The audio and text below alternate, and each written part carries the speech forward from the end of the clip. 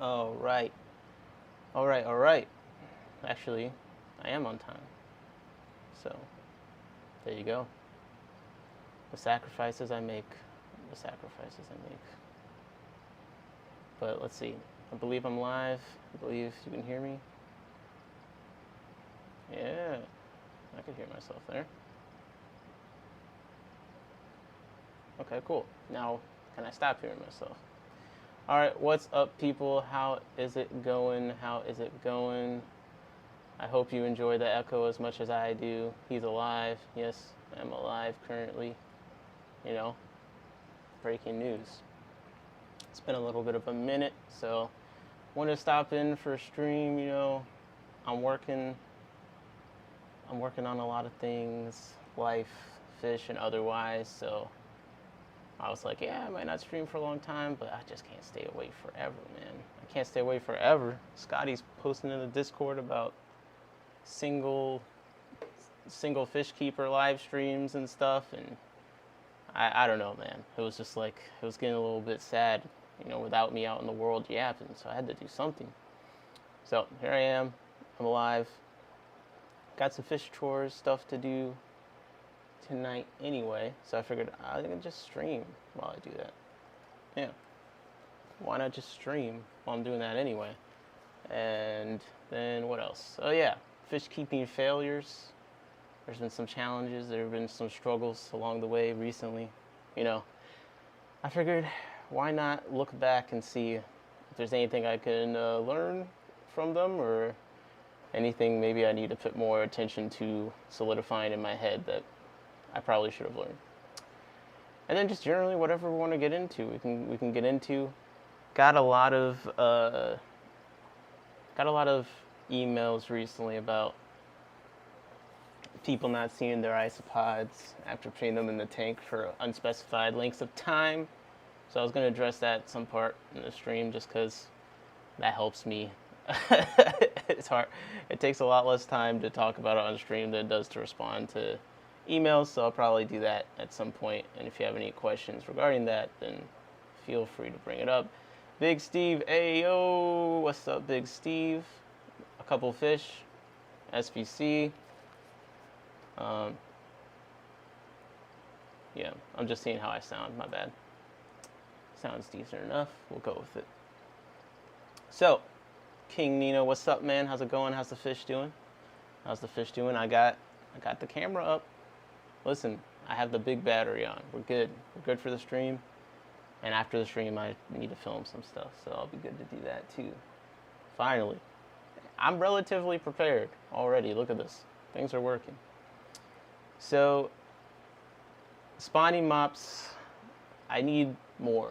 I need a lot of spawning mops because, one, there's some quarries that I'm like, oh, spawning mops work really well for these quarries. That increases the amount of spawning mops they need. And then I have all these killifish. I'm like, I need spawning mops for those. And then I'm trying to do these rainbow fish. So it's like I need spawning mops for those. And it's starting to get a little much. I feel like I need like 15 spawning mops or something. So I'm going to make those during the stream at some point. What's up, Bougie? What is up? Yo, Bougie, thank you so much. Bougie sent me some Swasser Tang. I distributed into like 5 different tanks. It's going to be extremely helpful for my breeding operations. In fact, I think I can put the camera on one of them right now. Actually, hold up. You can see I dumped it unceremoniously in the front over there of that tank on the right, a little bit on the left. And you see. Sorry for that giant ass box. By the way, yeah, Bougie sent this in quite the box. In fact, let me pull the photos of it real fast because, you know, some people, they need lessons in shipping things, and it was a little overdone, but at the same time, like, maybe this is just a great opportunity to show everyone what some thorough shipping looks like. So I saw a medium flat rate box, you know, from Bougie show up. Howdy, guess I'll take a break from editing to hang out here. What, man? You got to get back to editing, man. just the one unboxing video caused plenty of discussion.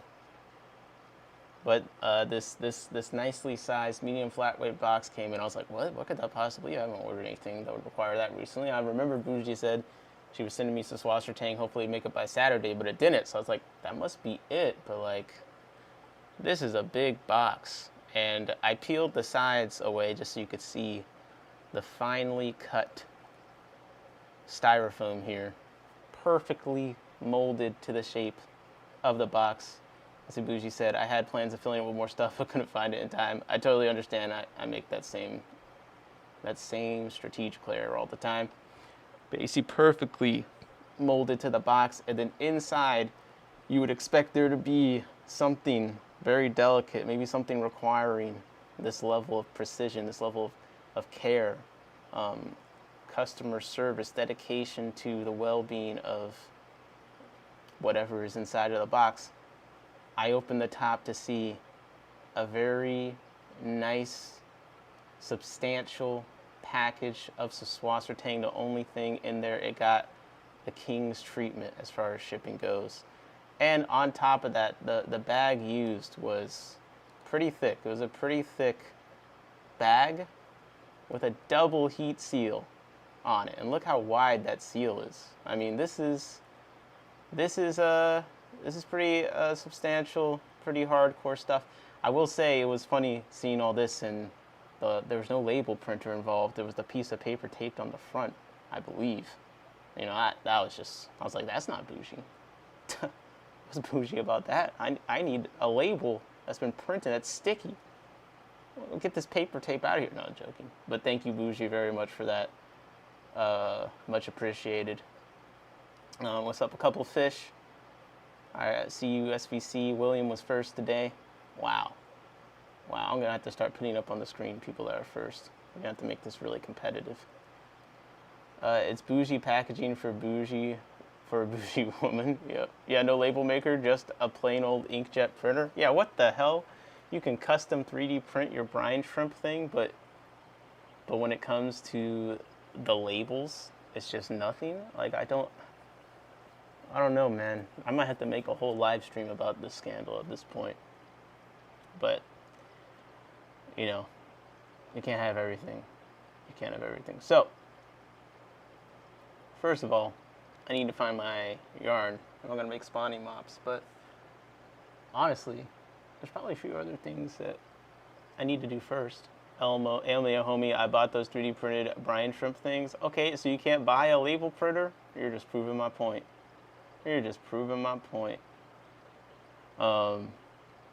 Just one more fish.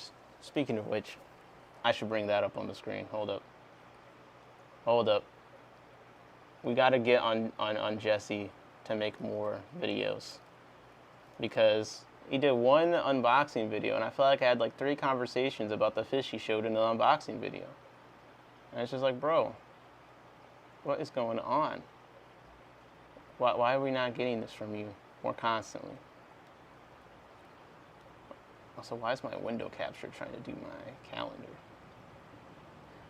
Okay, I'm trying to capture Google Chrome, please. There we go. Okay. Just one more fish. I Googled just one more fish. You're welcome. Yo, 186 Element in the house. What is up? We're just settling in. We're just getting into things. But I wanted to show some fish I just saw. I'm working on it, he says. So first of all, you know, once you make more videos, we won't have to scroll down like this to find your YouTube channel. You know, you'll actually be in the internet out here like the rest of us. Don't worry. But I did this one unboxing video. Bougie said, "You're right. I shouldn't invest." No, don't let me bully you. It's fine. Oh wait, I missed this video. Did it again. Let's see what I got this time. He said I did it again, bro. So, what I like about these videos is, and this actually isn't even the one I was talking about, but it is very nice to see like how things are shipped, the boxes they're in. More importantly, to see how some stuff comes in. So far, the stuff coming in has looked good, but if it didn't, then you know we were discussing about shipping methods and stuff, and it was just useful seeing how stuff is like packaged in the box and things like that. But where is the ones that I liked? It's the pikes. These guys. They looked very snakeheady. Very cool. I'm not gonna try and say it. Someone else say it. But anyways, just been appreciating this stuff. Quick little shout out to Jesse. Just one more fish. These snaky pikes. That's the kind of stuff I like to see, man. That's the kind of stuff I like to see. And look at how they look from above. Now that's snaky. That's truly snaky. Okay. So, that being said, I want to show you guys a few things fish chore related. And one is, we've been working on picking these Procatopus eggs on the stream. And I thought it would be cool to show you guys the Procatopus that have been hatching out from the eggs that we've been picking on stream. So, you know, I've been wanting to make a bunch of Procatopus, but I've been inconsistent with picking the eggs, and now through the power of community, through the power of us streaming more regularly and me having to come up with something to do on stream that I'm not too lazy to do, we've been able to significantly increase the Procatopus production. All right, we're like a real fish place now. Yo, Scotty says I'm here. The question is he catching up double time? Because, you know, every time he pops up, that's usually what he says. Yep, there it is. Catching up from the beginning, double time. Ah, man. Never change, Scotty. Never change. All right. Here is the Procatopus incubation chamber, the main one at least. And I'm going to try not to knock over too many things while I do this. But yes, what's up, Scotty? What's up, Scotty? And right now, I don't even think we're close enough to see the Procatopus hatching out. But as you look closer, as we move closer, you will see not only have the eggs been hatching out, the isopods have been doing their job. And here we go. Moving the camera in a little bit. Okay. Not the mealworms, not the mealworms. I'm gonna do this. And then I'm just gonna scale this up because I'm feeling lazy. So I'm just gonna scale this video up and we'll see if you guys can see. Who can see it first? So there's the top. And do you see any Procatopus fry? Let me know. It takes the keen eyes. It takes the keen eyes. BB fry? Yes, yes. I think that there's 2 right now that popped up this morning. What's up, Jody P? Coming through with the hellos. Jesse said my next video will be clearing up the back pond on the property. Very nice, very nice. That when I finish editing the video from when I went over there, you guys will see some of that pond, so you'll get a little bit of a before and after. But yes, the Procatopus, they truly are hatching out. Our efforts have not been in vain. I'm gonna enhance one more time. I don't feel like dragging the camera in there, but you can see in the corner them swimming around on the top. And yeah, it is only 2 so far, but there's a bunch of eggs on the bottom that seem like they're getting ready to pop out. So I expect we will see some more. Still catching up. Are you coming Saturday? So I was supposed to come Saturday, but it looks like I'm not going to be able to because something was scheduled that I think I cannot reschedule, unfortunately. I really want to make it. I'm gonna try, but there's a little bit of a mix up there, so I'm still kind of annoyed about it, but It's my fault. So, this is the other fry incubation station, as it were. And I don't know if from this angle with the light in the back if we'll be able to see. Oh, there's one fish. So this is mostly rice fish that's in here still hatching out. Because remember the other stream, we caught a bunch and moved them over. We might do a little bit of that this stream, actually. Because how many fry are in here? Let me see.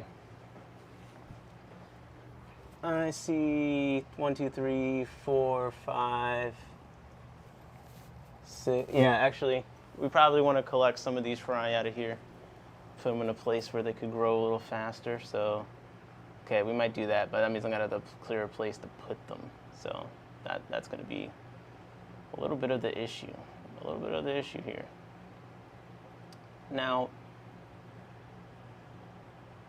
I think the egg collection counting guessing is going to get crazy once we have all these mops up and going. I'm actually collecting eggs from multiple things. So, guys, get your brains exercised and ready for that, because if all goes to plan, we'll be going crazy. And I even have an update on the black soldier flies. I got a bunch of adult black soldier flies hatching out right now. I don't know if you'll see. We'll see. I think there's one on the side there. Yeah. One on the side, on the right. Oh, and actually on the front of the glass, there's two. So I think I need some corrugated cardboard for them to lay eggs in. But that's my next thing. Ah, there they are, on the front of the glass. There's one here. There's one here. I've kind of like 7 of them. So they're supposed to lay a ton of eggs. I just need to get the corrugated cardboard in place. And then I will have them lay the eggs in that, and then I'll put the eggs in whatever black soldier fly bin I'm going to create. And we'll see. We'll see how that goes. We'll see how that goes. But I'm excited about the Procatopus quite a bit. Hi, Emily and Emily's forced friend, Jody. Oh my goodness.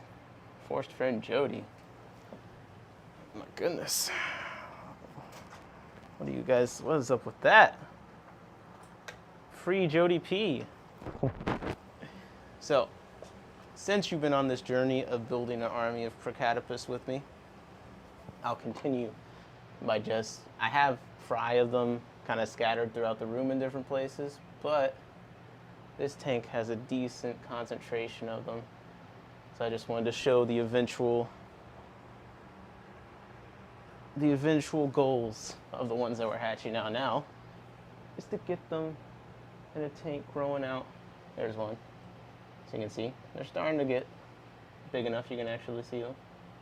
Whee! Yes. Happily swimming around. There's a decent, there's a few in here. And then there's some rams. There's some rams that SVC bred that I'm growing out. And then there's some panda cories in here. There's like 10 panda cories in here that I bred. And I just collected some panda cory eggs again for the first time in a while. Where's my pandas? Ah, there we go. Some of them look like they're longfin, because I do have some longfin pandas mixed in. Let's see, I don't see any of the longfin fry in here. But I probably, if I haven't bapped them yet, I'll probably put them in for bap. But if I have, then maybe I'll do second gen, because I do think I might have some second gen panda cories in here. But alright. Alright. I gotta be honest.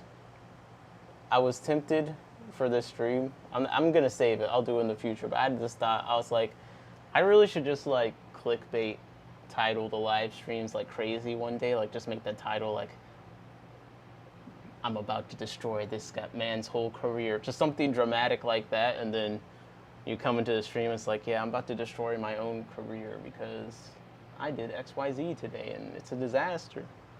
Like, I flooded my room today. Again, semi-flood. We don't have to talk about that. But as far as fish keeping failures go, I have to say, the amount of times that I've left something filling up and it's overflowed, like, it's like that meme, like, do you ever learn your lesson, old man? Like, bro, what is going on? Like, how is it possible that I can make the same mistake this many times and not solve the problem somehow? So that's one thing I need to tackle. And then I would say another fish keeping failure is, I think, so I've been thinking about my problem tank. Today I saw a chameleon swarm in my problem tank, which, one, not great news, but two, kind of good news, because that's something that I can deal with easily. So if my problem with that tank has been this kind of shadow chameleon swarm infestation that I didn't realize has been there for a long time, I can deal with that. I'll be excited. That's been like the main thing bringing me down fish keeping. I've been keeping an eye out for them. I haven't seen any poking out, but, you know, it may just be that it didn't present that way in my case. But I was thinking, like, okay, if that is the case, like, let me look back and think, why would I not have caught this? And why is it that this pretty solvable thing, like, I had to see the worms to fully address it? And it's not like I haven't treated for that kind of thing in this time period. But the problem is with this stuff, it may be that you have to be consistent and treat, like, you know, once every week for 3 weeks. And when I look back, that is something I'm bad at. I'm bad at consistency, and that's something I really need to improve on in this hobby. But the other thing I'm bad at is I'm bad at trusting myself. Like, I think it's something we all do, but when the news is something you don't necessarily want to accept, you come up with more complicated theories of what it could be, when it's probably like the simplest explanation, you know? Steve says, Nick, I think I figured out my shipping issues. It's the bags. I bagged up one in the same bag, one in a different bag. The other bag's alive 2 days later, and the other was dead in 18 hours. Interesting. What about the bags do you think is different? That's interesting. What do you think that it is?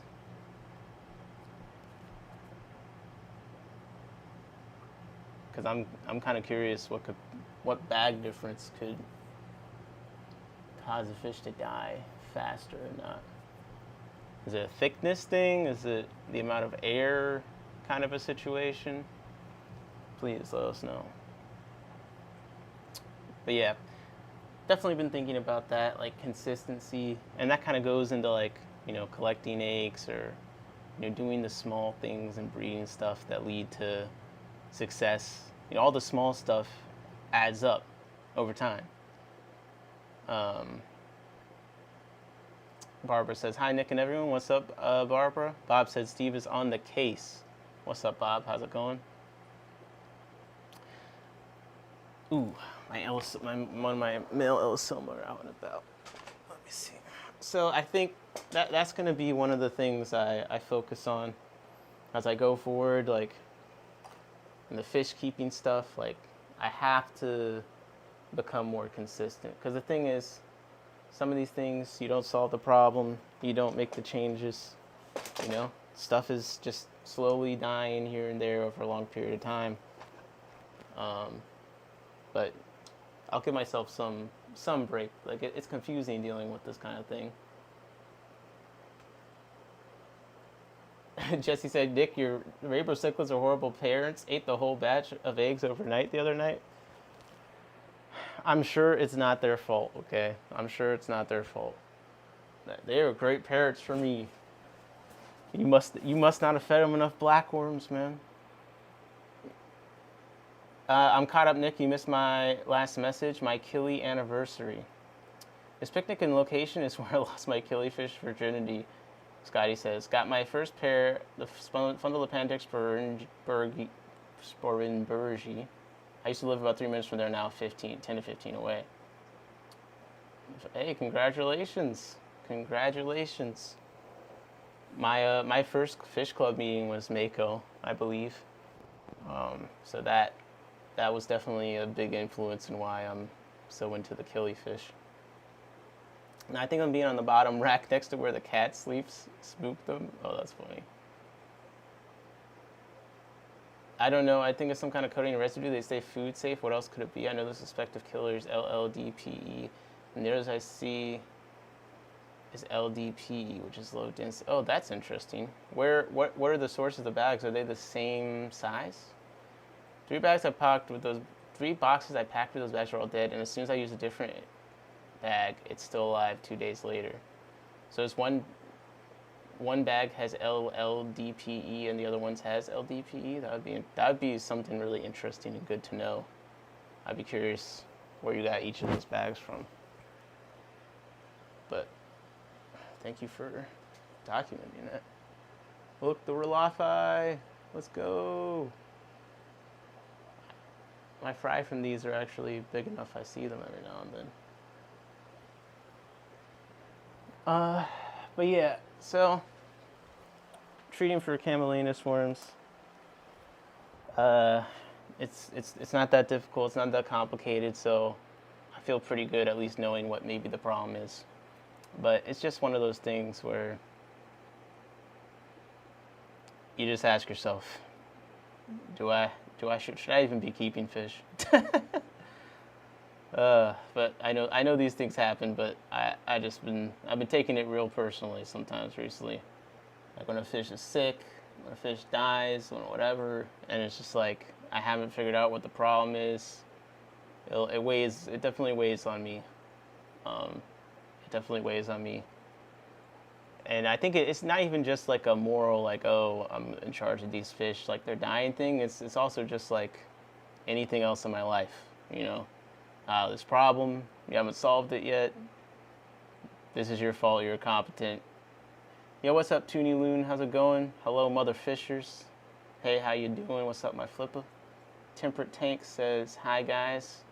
I'm Fishiny Fantano. Barbara Jackson says, Toonie Loon. Hello, Temperate. Everyone's coming up. Man, you can really see the difference between the red in some of the male barbs and the female barbs here. I couldn't really see that color difference for a while, but now on this shot, I'm seeing it. I'm definitely seeing it. Johnny Best says hello to all. Hello, hello. Yeah, it's just kind of a chill stream, just kind of getting into whatever, talking about whatever, showing on camera, whatever. So feel free to derail me. I will say that at some point, I think Jorge's going live, so we're definitely gonna have to, like, as a stream, go and like troll his chat, because I think he's going live with like Jeff or something. Let me see real quick. I've always wanted to pull up someone's live when they're live, and I was live, and just like mess with them. Let's see, Mexicali Fish Keeper. I'm anxious to get back home to my fishies. So how long have you been gone? Stephen P 2003 Aquatic says howdy. What's up, Stephen P? Yes, okay. Jorge's going live in 10 minutes with him, Jeff, and I always forget how to say. Always forget the last guy's name. But I went on that one stream where I argued with them about Florina. He was on there, I think.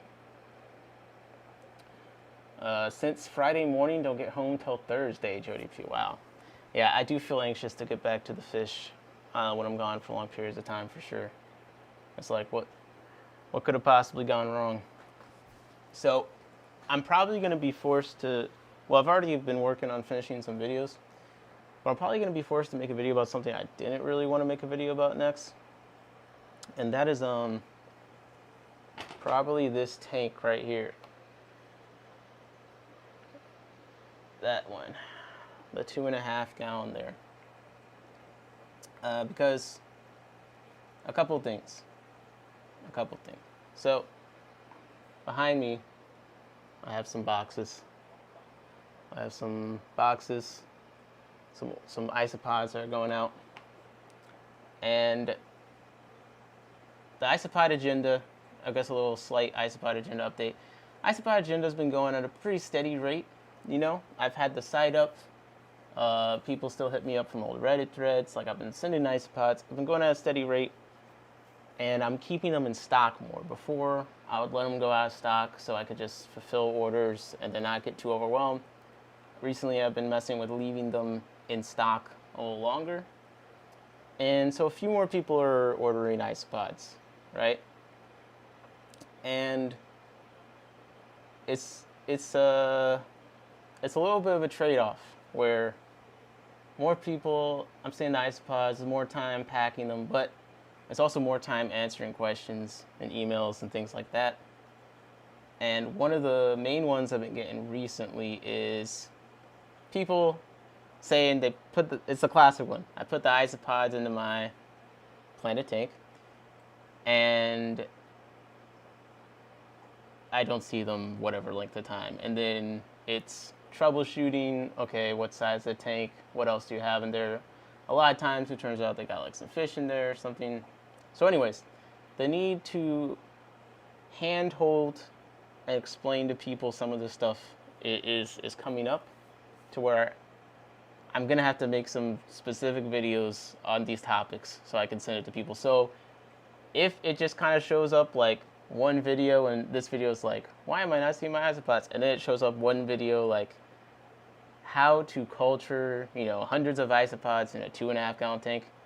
That is why, okay? I'm being forced to do it to save everyone involved time, myself and also the people that are wanting these questions answered. So I didn't want to make those 2 videos anytime soon because like there's other things, but I'm probably gonna make some super simple, just me saying they're talking videos about it.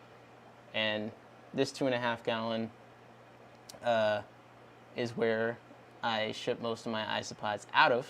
So I was gonna just use it as an example of how you can culture them before adding them to your tank with fish. Because most of them, their isopods probably are still in there. Depending on the fish, depending on the setup, the isopods, you're just not gonna see them. If there's fish around, they're gonna want to avoid them. Even if it's smaller fish, they might just play it safe, depending on how things set up. Now, I show my isopods all the time on stream. Sometimes there's smaller fish around, sometimes there's not. You guys see they're out and about, but I don't know what these people's tanks look like. They don't usually include a photo. That would probably be helpful in troubleshooting. Bob said, probably a good idea for people to try culturing the isopods before adding them straight into a tank with fish. True. Yeah, and whenever someone mentions they're putting them in a tank with fish, I always recommend culturing them separately.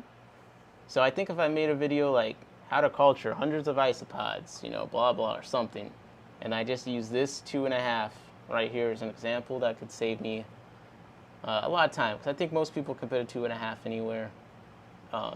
And again, this is where I ship most of the isopods out of these days, because there really is that many isopods in that tank. Or at least there was. I took like 150 out today, so now there's less. But there'll be more by next month. There'll be more. There'll be another 100 or so back. Barbara said the isopods are so cute. Yep, the isopods are pretty cute. My tank said, but depending on their setup and what type of fish they have. Yep, precisely. And it's talked about, but even sometimes I forget with the fish, with the isopods, with anything. There's so many factors in the behavior of these creatures. It's like infinite. It's really overwhelming, and you just don't know what could be the difference between someone else's success and your failure, someone else's failure and your like overwhelming success. So that's why you got to be careful with ever saying something is idiot-proof, because I myself say if a company wants to beta test something and try and find the flaws and how it could break easily, send it to me, because I break everything. So I'm like a super idiot. If it's idiot-proof, it's probably not tanks-proof, But at the very least, I can give a specific example of something that works with me very specifically. And I guess some people just need that kind of step-by-step I've definitely addressed these topics in like other live streams, other videos, but you know, I'm breaking down. Okay, I'm breaking down. Before I was like, I've talked about it. Now I'm like, okay, I'll make a specific video on it. So, apologies if that pops up and that's not what you were waiting for, but I got to do it before I lose it. Okay. The Rolafia back. Sorry. It's the orange. It's just the orange on the fish for me.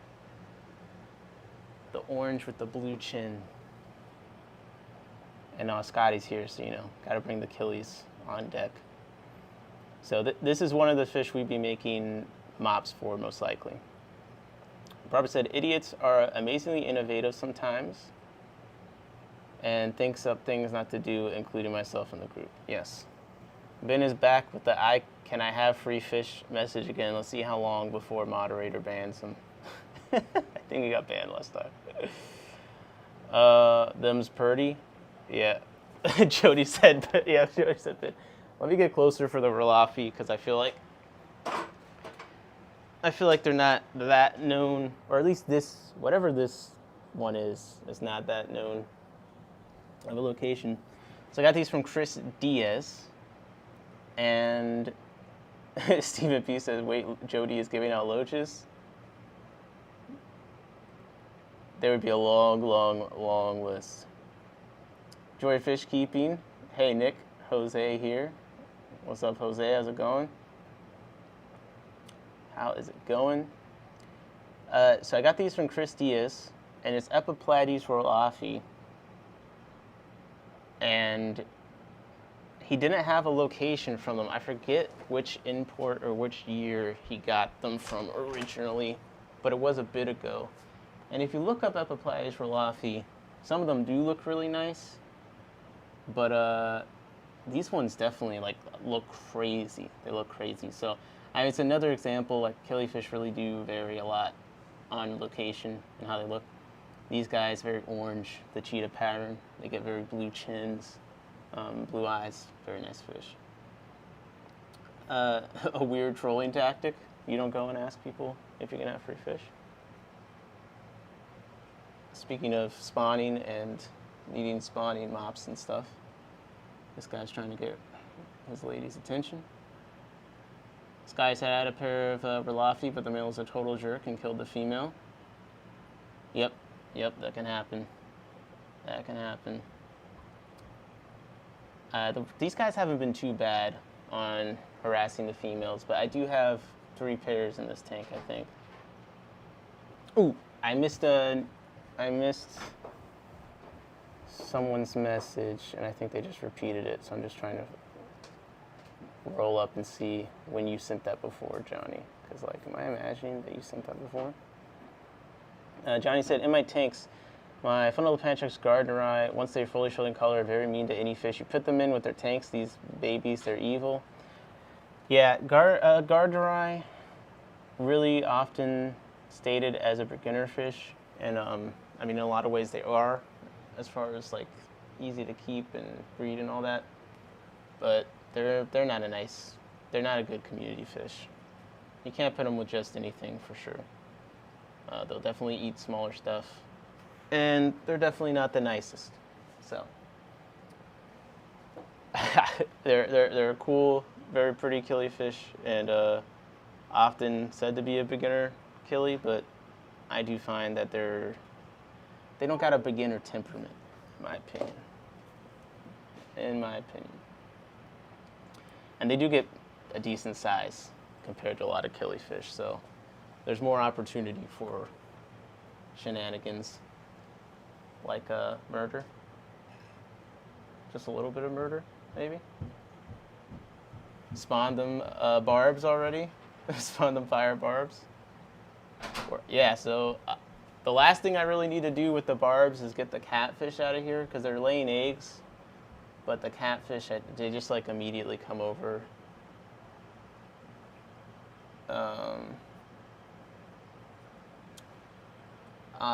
Aaron said mileage will vary. I had no problem with mine, so I had no problem with the Gardneri. yeah, and again, things been good. I had no problem with them when I had them with crebensis. But when I put them with rice fish, it was a problem. It was definitely a problem. So yeah, mileage will vary. That's a good caveat to put it on there. Are a lot of killifish kept in species-only tanks? I imagine that anyone trying to breed the killifish are going to keep them in species-only tanks, but I think a lot of people just keeping them do put them with other stuff. But I do think species-only tanks for killifish is pretty common, maybe compared to some other fish. But I think that's just because most people keeping killifish are kind of more off the deep end. But if more casual people were keeping them, I think you'd see less species only. Poo-Too Bird, our mod in chief came in. What's up? What's up? What's up? Oh, the diamond tetras I got from Jesse though, they have been looking fantastic. I mean, the barbs are good too, but let me see if I can even see from down here. I'm gonna have to make my camera go taller in a second so I can. I learned the hard way when I had ocean blue shrimp. Woke up one morning and see a shrimp in my gardener's mouth. Never again keeping shrimps with them. Yeah, gardeneri are on the list of killifish. I definitely wouldn't expect a lot of shrimp survival with. Yeah, I'm not surprised at all to hear that. Good if you said my Achilles are species only. Well, there you go. Let's ooh. I know which killie I want to look at right now. I want to look at the Gabawins. The first killifish that I ever successfully spawned a decent amount of. I got a pair on stream. That was one of our $100 order pair, I think. I got a pair in that. And the female had been looking really skinny.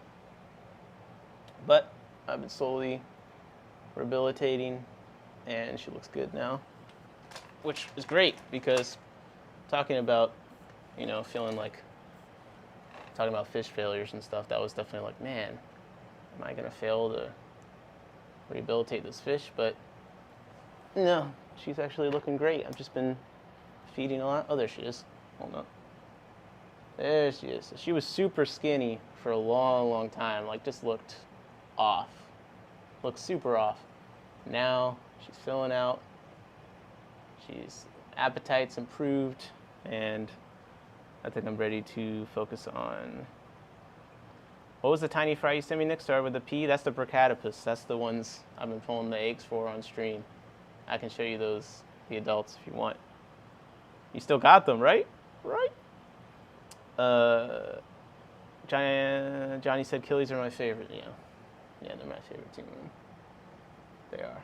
I'm waiting for the male Gabawins to come up, but he always wants to hang out in the moss for some reason these days. I do want to show those fry that we moved the one stream. Kind of show you the progress on them, size-wise. Not that I've been trying to speed grow them or anything, but, I thought you guys might appreciate an update from a dirty tank.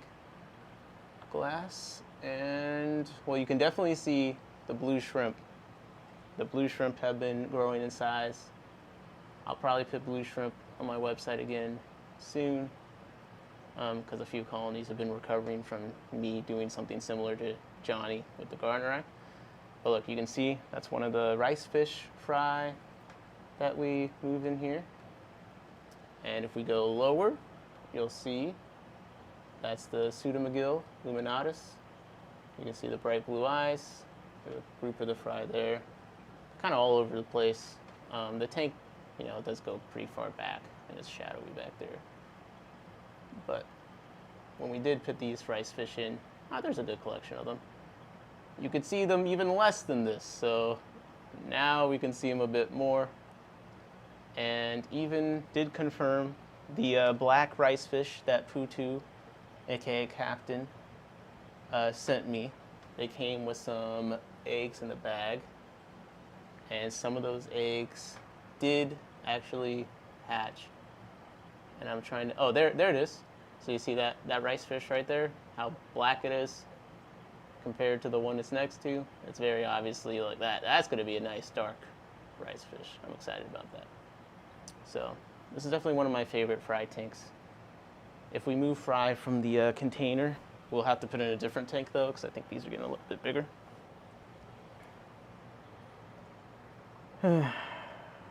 Johnny says the mop doesn't show results. I would use the aquarium co-op large size sponge filter free floating method. There's some other sponges that have been working for me recently, but okay, I see you're familiar with my game. You could try that for some stuff. It really is fish to fish. The ones that consistently use the sponge mop for me is the Procatopus is obviously number one. That's the goated method. They use the regular mops too. Remember, the benefit of the sponge, and the reason why I even went to that is because they're in like a community-ish tank, and the eggs were just getting eaten so much in the normal sponge spawning mop, but the sponge lets them eject the eggs deep in, less stuff can eat it, even like only smaller snails can really get in there. But yes, you could try that, but again, only certain fish, killifish in particular, are going to use that. Although I have seen promising results with a few other fish, but more testing is required. Rice fish actually seem to use it to some extent. Rice Fish Nation, let's go. Be up there in a small group green water tank with my handicapped rice fish. Are they all like, Putu asked Jody if all the rice fish are like that or just a percentage. And Jody says 2 out of 100-ish eggs. Oh my gosh. It is cool once you start paying enough attention, you can actually build out your own statistics and things like that. I'm just going to take a moment to appreciate the fact I still think that Brazilian pennywort is one of the best plants for compelling aquarium scene creation, especially with shrimp. Like, hey, now that's kind of nice. That's kind of a nice shot. Now let's just brighten that, and then, yeah. We're cooking a little bit with this. Just a little bit. Look at that little guy. That's going to be a good shrimp.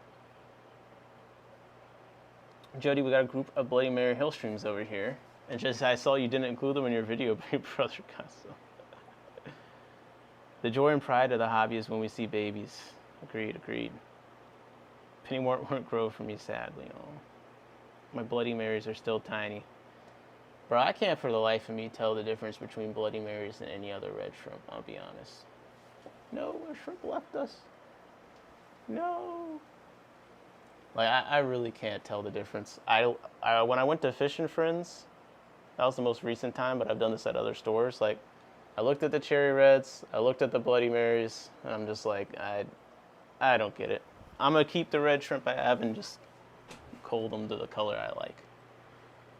Temper said, yeah, my pennywort won't grow for me, sadly, in and out washing dishes. Hey, according to an article I wrote, dishwashers, one of the jobs safe from AI, apparently. So keep that up. Keep that up. We might all need that. We all only might need that proficiency soon. Although I did think that article was kind of, there was a few things they thought AI would be bad at, and I was like, I feel like you can make AI do that pretty easily, actually.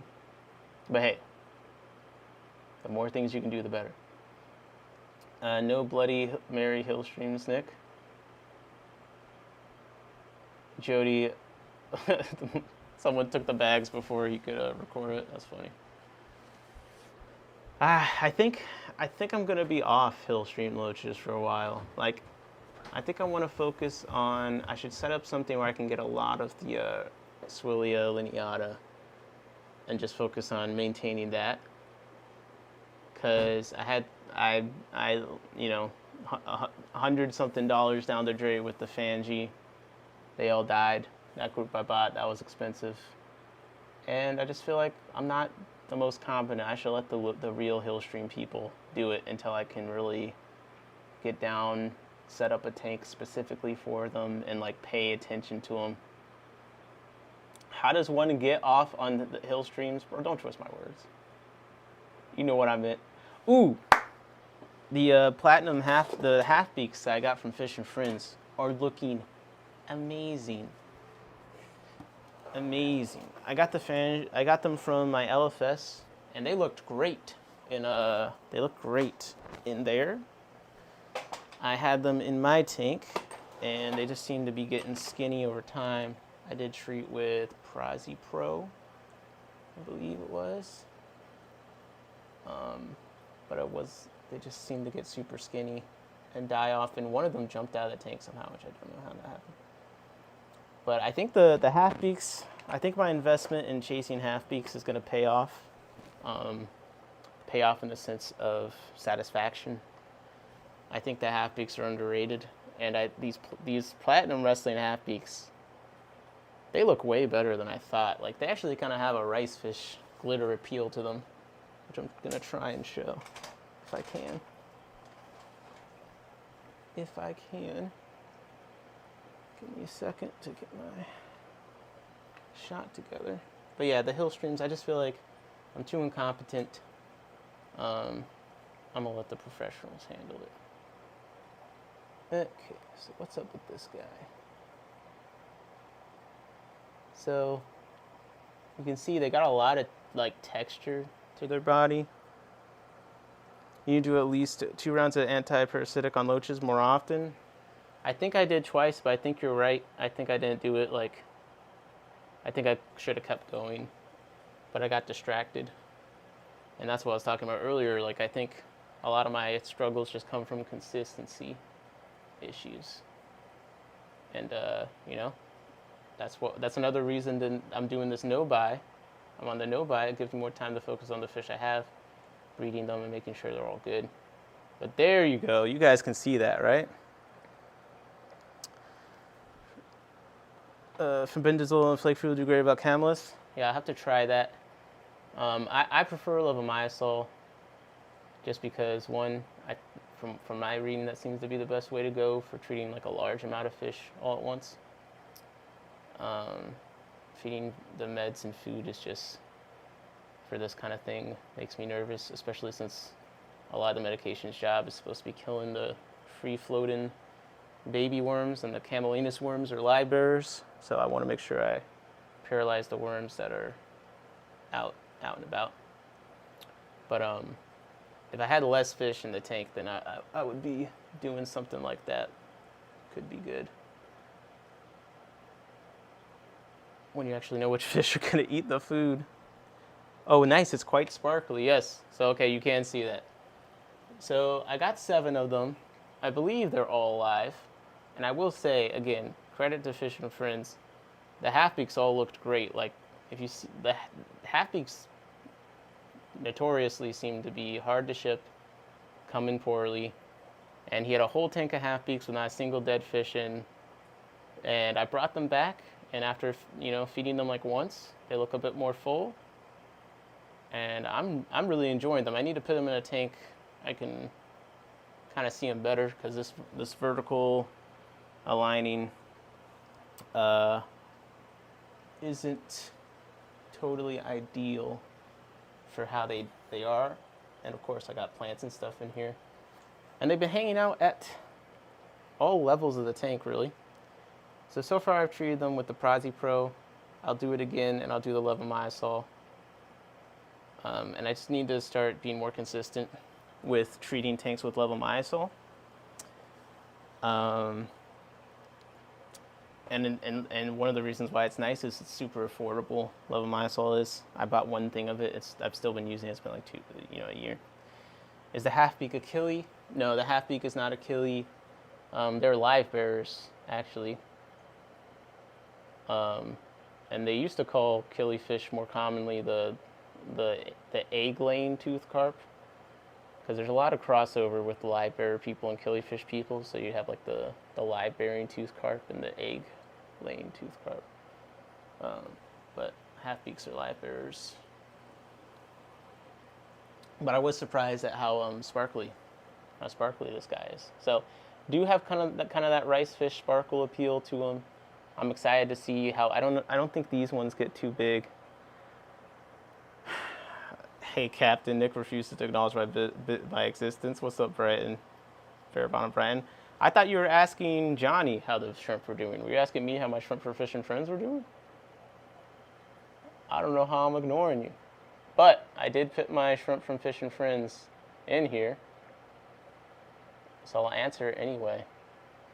And they were black Neos, and I will say I bought them because I don't have black Neos, and two, it was one of the few times I've seen them in person. I'm like, okay, that's a black shrimp. It's not just dark blue. They looked really black, so I got them. Some of them were actually buried. I think they'll be fine in there. Black Neos are always smexy. I don't know. I'm still kind of not totally sold on them, but to me they always look just like super dark blue. But these guys were really nice in black. So I got 6 of them, and they're in there with the half beaks. We'll see how it goes. You know, half beaks aren't really the best at hunting down things, so I kind of felt like it would be fine in this setup. What's really going crazy is my yellow shrimp. They're going absolutely wild. I haven't put any food in here recently. I think you know what? I want to do that. Let me drop some food in the spot just so we can see how many come out. Because killifish versus live bearers, what's the difference is one of my favorite things to talk about. I don't even know, was it you that was saying, there's not really a real definition of killifish? It's just like fish that hang out at the top, seems to be what most people just call a killifish. Jody, back to family. Have a great night. Have a good night, Jody. I got this food recently with a gift card.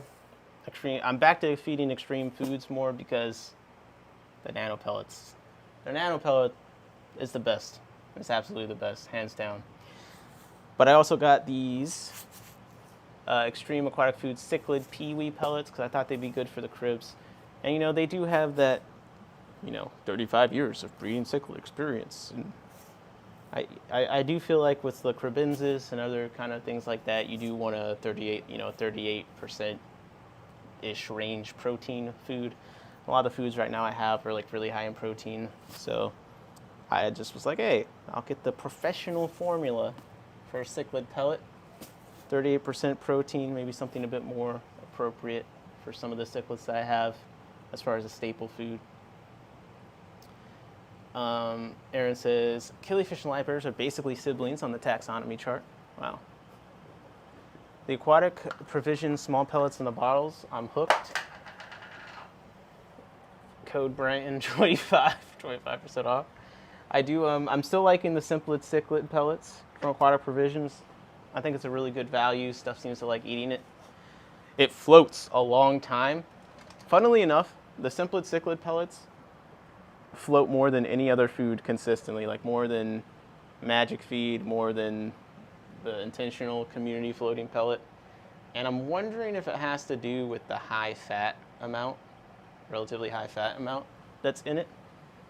Because I believe it's 16% fat, which is pretty high, I think, compared to most things. Like this food is 7% fat, and I think most things are more in that area. But the thing is, extreme food is really expensive, so I don't do them all the time. But their nano pellets was one of the first foods I bought, and it was so good, and I had less fish then, so it lasted a long time. I bought it again now, bro. This shit's incredible. I think a lot of it is the size, which is why I think Aaron is right about the fact that Aquatic Provisions, one of its strengths is it has one food. It's the same food but in multiple different sizes. I do think size has a lot to do with it. Man, everything loves the nano pellets, and yeah, the only complaint I have is it sinks faster than maybe would be nice for certain fish. But in general, it's just a way better feeding experience than almost all the other foods. And it's way easier, even if you put a lot, they're smaller, so it's all gonna get eaten. And I think it lends itself better to that to feed small meals 2 times a day style. Some people, I'm kind of going more towards that of feeding the fish twice a day, like once in the morning, once at night, smaller amounts. And then, maybe kind of like how Branton does. It's like maybe one is a live food and the other one's a prepared food. Or maybe I'll do 2 small amounts of prepared food, but there's live food in there sometime. That kind of thing. So, yeah, I love their nano pellet is great. Jesse said, Nick, try Cunningham Tropical Small Pellets. All right, I'll screenshot that and try and remember to try it at some point. I like fishes more better than others. You can hardly breed for the life of them after having them so many years.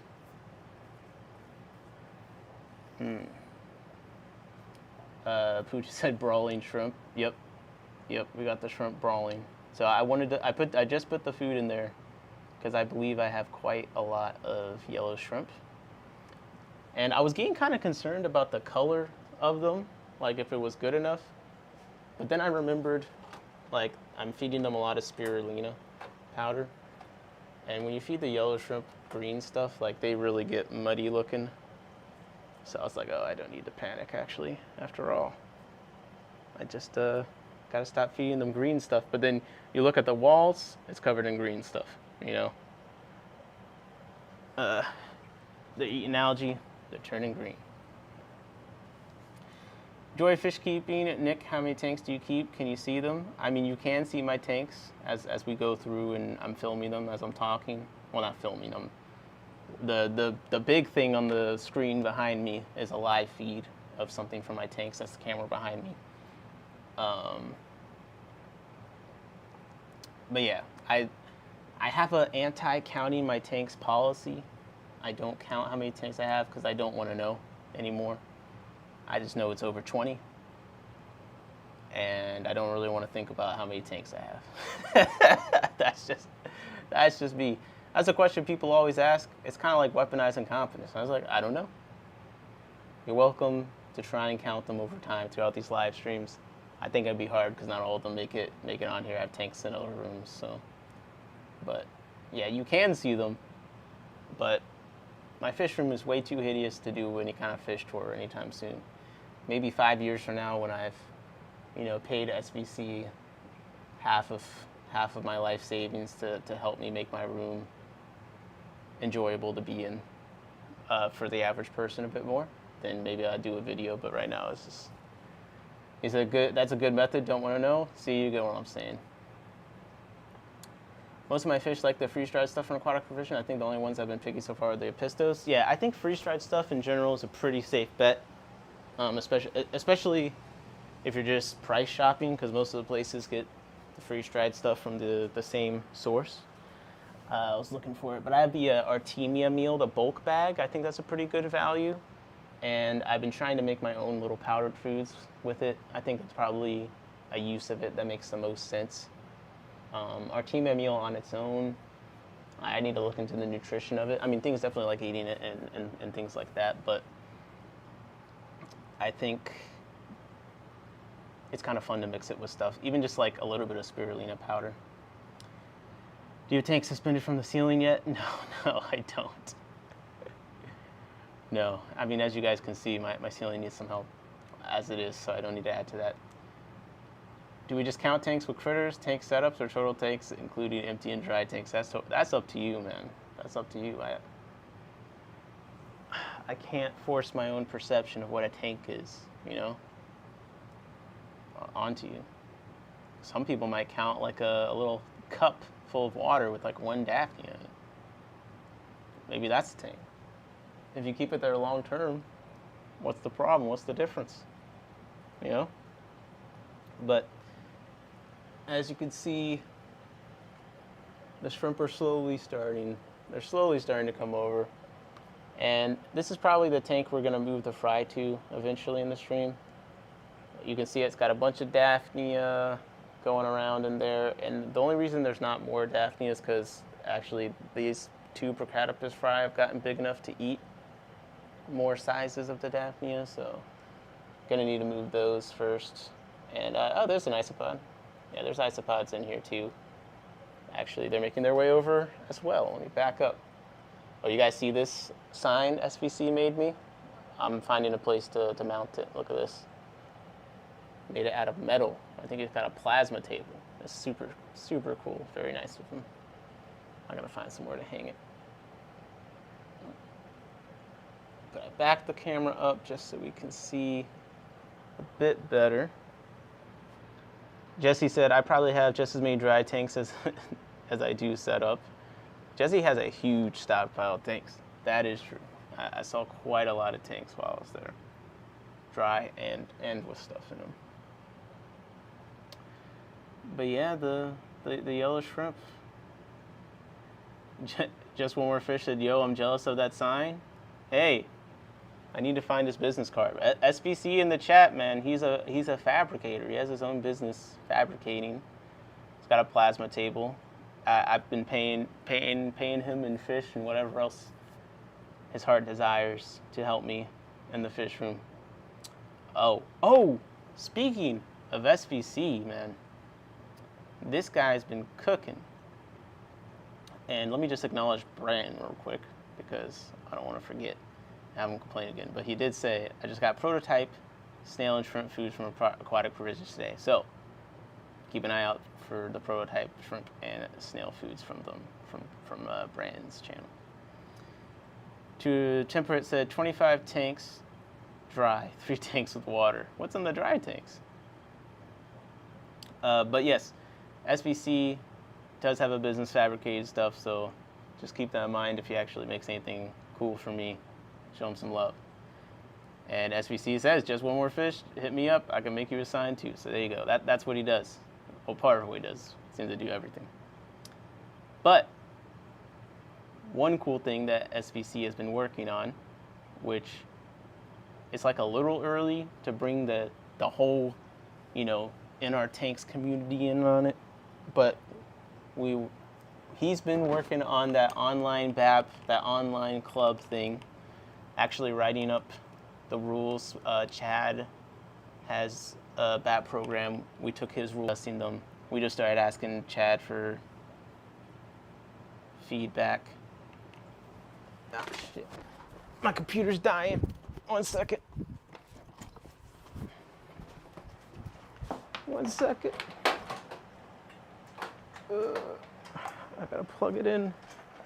It's plugged in, but it's plugged into a charger that's like not strong enough to go against the battery usage that I'm doing right now. So I gotta plug it into a bigger power source. And I think that should fix it. Whew, that was close.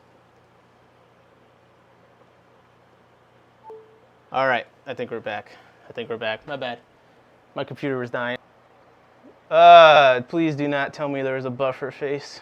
Don't get whatever buffer face he's talking about. Oh, Jesus.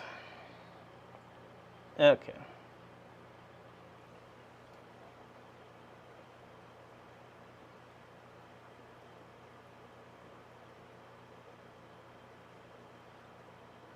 All right, I'm just closing stuff so the power comes back. That was close. That was close. Everything is slow. I know. But hey, tweaking capabilities. I think that is going to see a lot of interest. Good. In my life. No, there's been some. Don't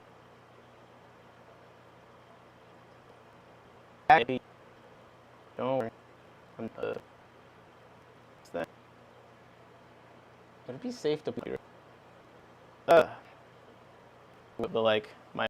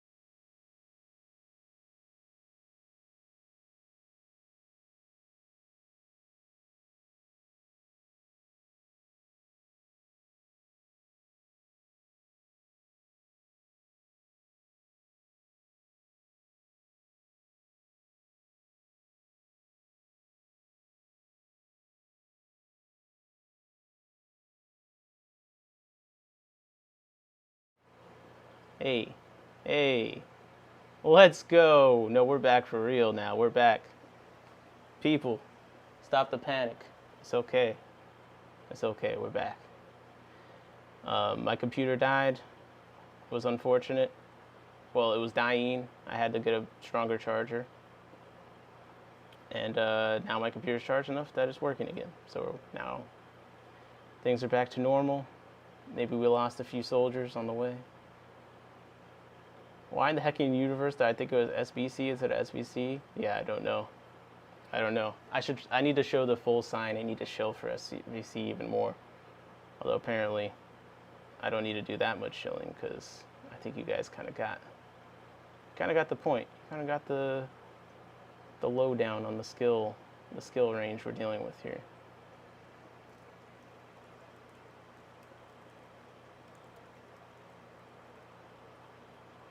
But it's definitely not SBC. It's definitely not that. I can say that much.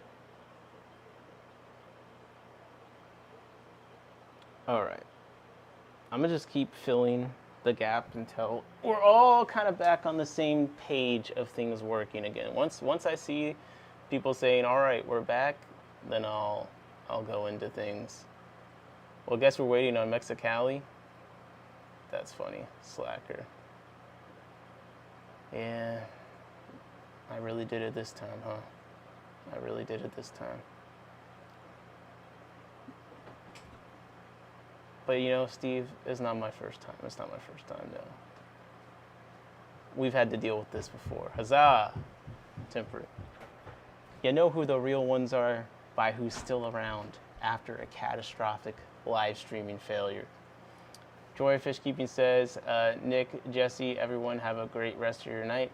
Thanks for stopping by, man. Appreciate it. Have a good night. Have a good night. I'm not going to let a little lag bring me too far down. I probably should do something productive. The whole time I was lagging, I should have just gone and, like, I don't know, did anything. I don't know why Steve is spamming a sword in the chat. That seems a little bit threatening. But, okay. I don't remember what I was saying before everything collapsed. Where were you? Where were you when... Still show it? What do I need to show? Pause. Barbara says, okay, everything is good? Okay, good. Swarm of shrimplets, yes. Well, at least you get a little bit of the before and after for the shrimplets, because there were definitely less beforehand, before the crash. And there's definitely a few more isopods after the crash. So, it all kind of worked out in the end. Steve said, I'm not back. Okay, fine then. Be that way. Don't be back.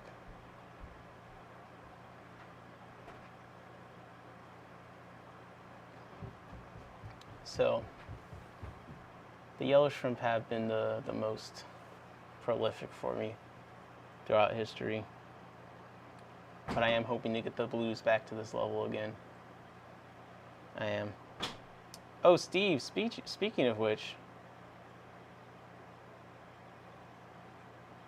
how is your puppers doing, Steve?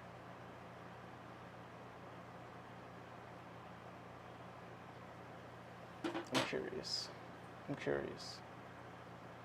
Oh, I missed that, Bougie? Yeah, I'm in the Discord. Yes, I will show the sign again, up close. But SBC made me this sign. It's metal. We got a snail. We got got an isopod, and and then we got tanks. It's pretty nice. Got a blue shrimp there. All stuff I have. I haven't killed the oldies yet. And then at the bottom, one thing I appreciated, he's got the mounting screw hole there. So it'll be pretty easy to drill this to something. But I was thinking if I had more metal stuff around here, I could easily have a magnet on it and stick it to a metal surface. But yes. SVC, man. Which, that's what I was talking about before the crash. So, SVC, is actually working very actively on the online BAP, the online fish club type idea we've discussed. So hoping this is coming into fruition quickly. I'm assuming this is a no fish tank. There's fry in there. There's no full size fish. No. This is a fry centric tank. I'm moving over because I'm just showing these half beaks were doing something kind of funny. But you see, they seem to actually hang out at the bottom a little bit too when there's all the plants around. So very fun fish. I'm excited to make a whole tank around them and to breed them, get the 20 points. You already know. But yes, so if you have interest in the online fish club, if you have interest in the online BAP program, then I would make that known to Mr. SVC just so he knows to reach out to you maybe when it's ready, or maybe if he needs help running the situation. I'm obviously, I'm going to be pushing this. I'm going to be part of it, organizing and stuff, but I'd very much like for it to be like, for instance, if it became like a full-fledged club, I'd love for, it to be run by everyone else. So it's like not a me thing, I could be like a member at large or something. Just because, and that's one reason I think it's cool SVC is working on it, is because it's someone that understands what it's like to be in a place where there's no clubs around them. So that's kind of one of the main things around it, You can't control where you live. You want to go to a fish club meeting, you don't want to drive 5 hours.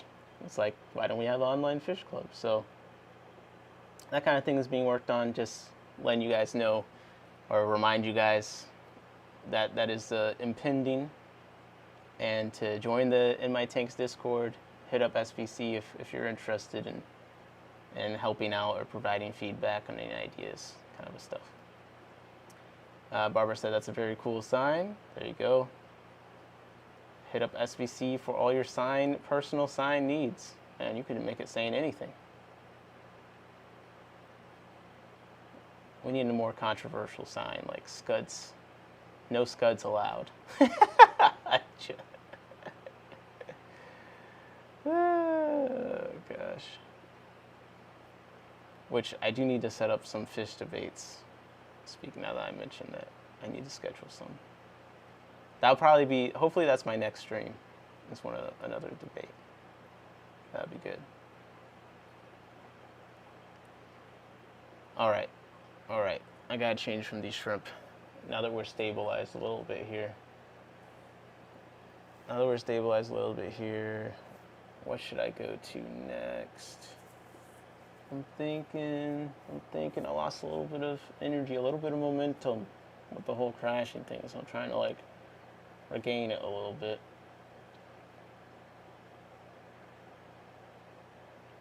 It is pretty satisfying looking at all these shrimp though. So it's kind of hard. It's kind of hard to give that up, Well, let me see. I did want to decapsulate some brine shrimp eggs, so I might do that real quick.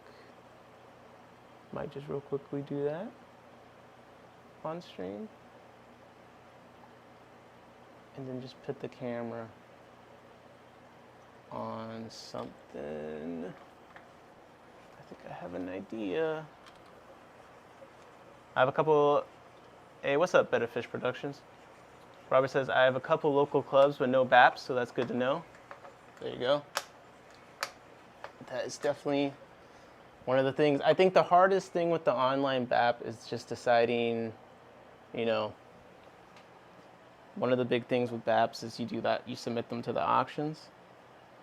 But obviously, shipping fish is kind of an extra thing to have to do. So it's just like, okay, how much does validation require on submitting to auctions?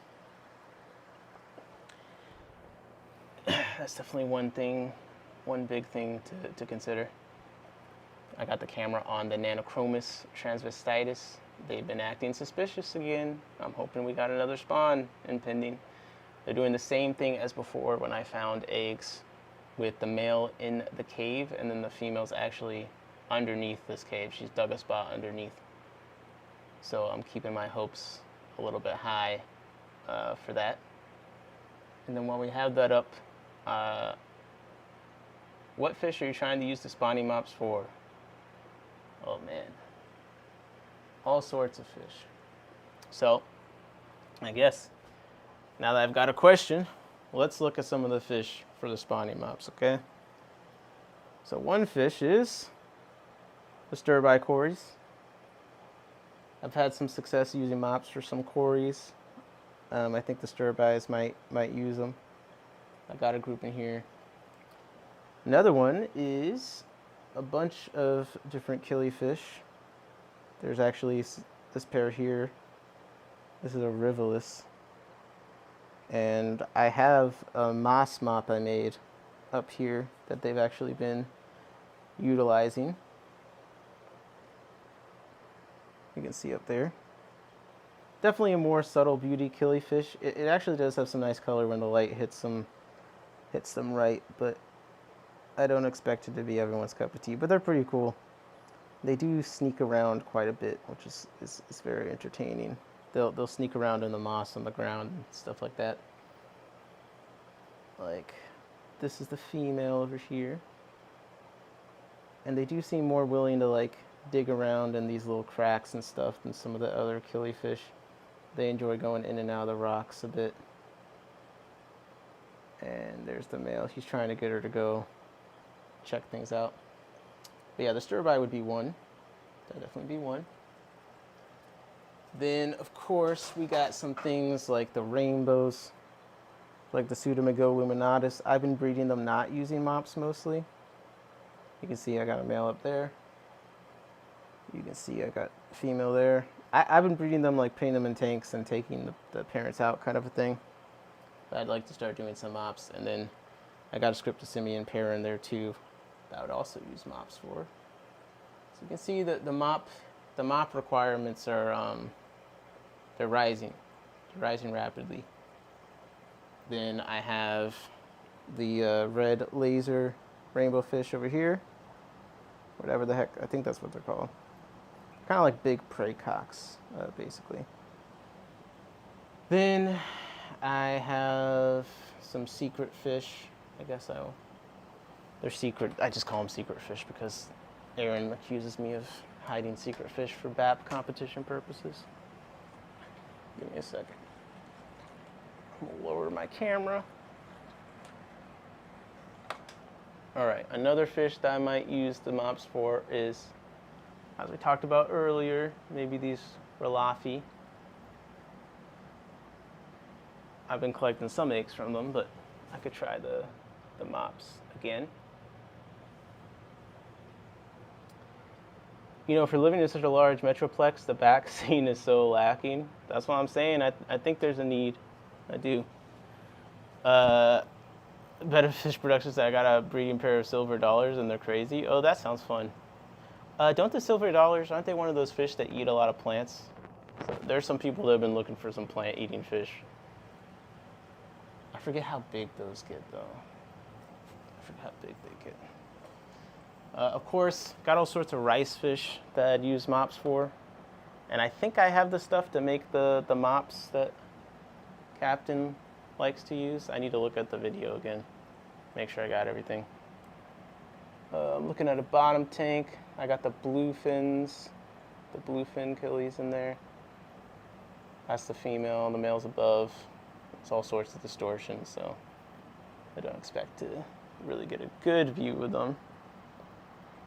I actually have a mop for them, but the panda cories I'd use a mop for too, because they seem to utilize the mop relatively consistently. And that's just the tanks that are immediately available to me to point the camera at. But I would say I need like 10 to 15 more mops, probably, at a minimum.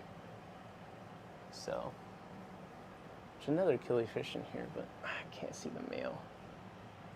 I just moved the apistos in here because they did spawn, but there was just too many snails. They couldn't fight against the snails, so move them to a tank with a few less snails. Gonna let them try it again. I did pull the eggs, but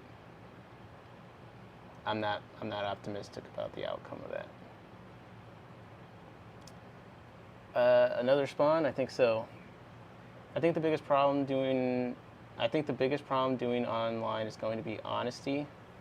Well, that's why it's the question of verification. Usually verification is done through auctions. You know, how much do you expect people to ship stuff? Maybe I think it's a larger barrier than it is. Maybe most people that are willing to enter a BAT program are willing to ship fish. So, but then I think it would be an online auction, but maybe not monthly. Diamond Tetra spawn and mops, FYI, Jesse says. Oh, there you go.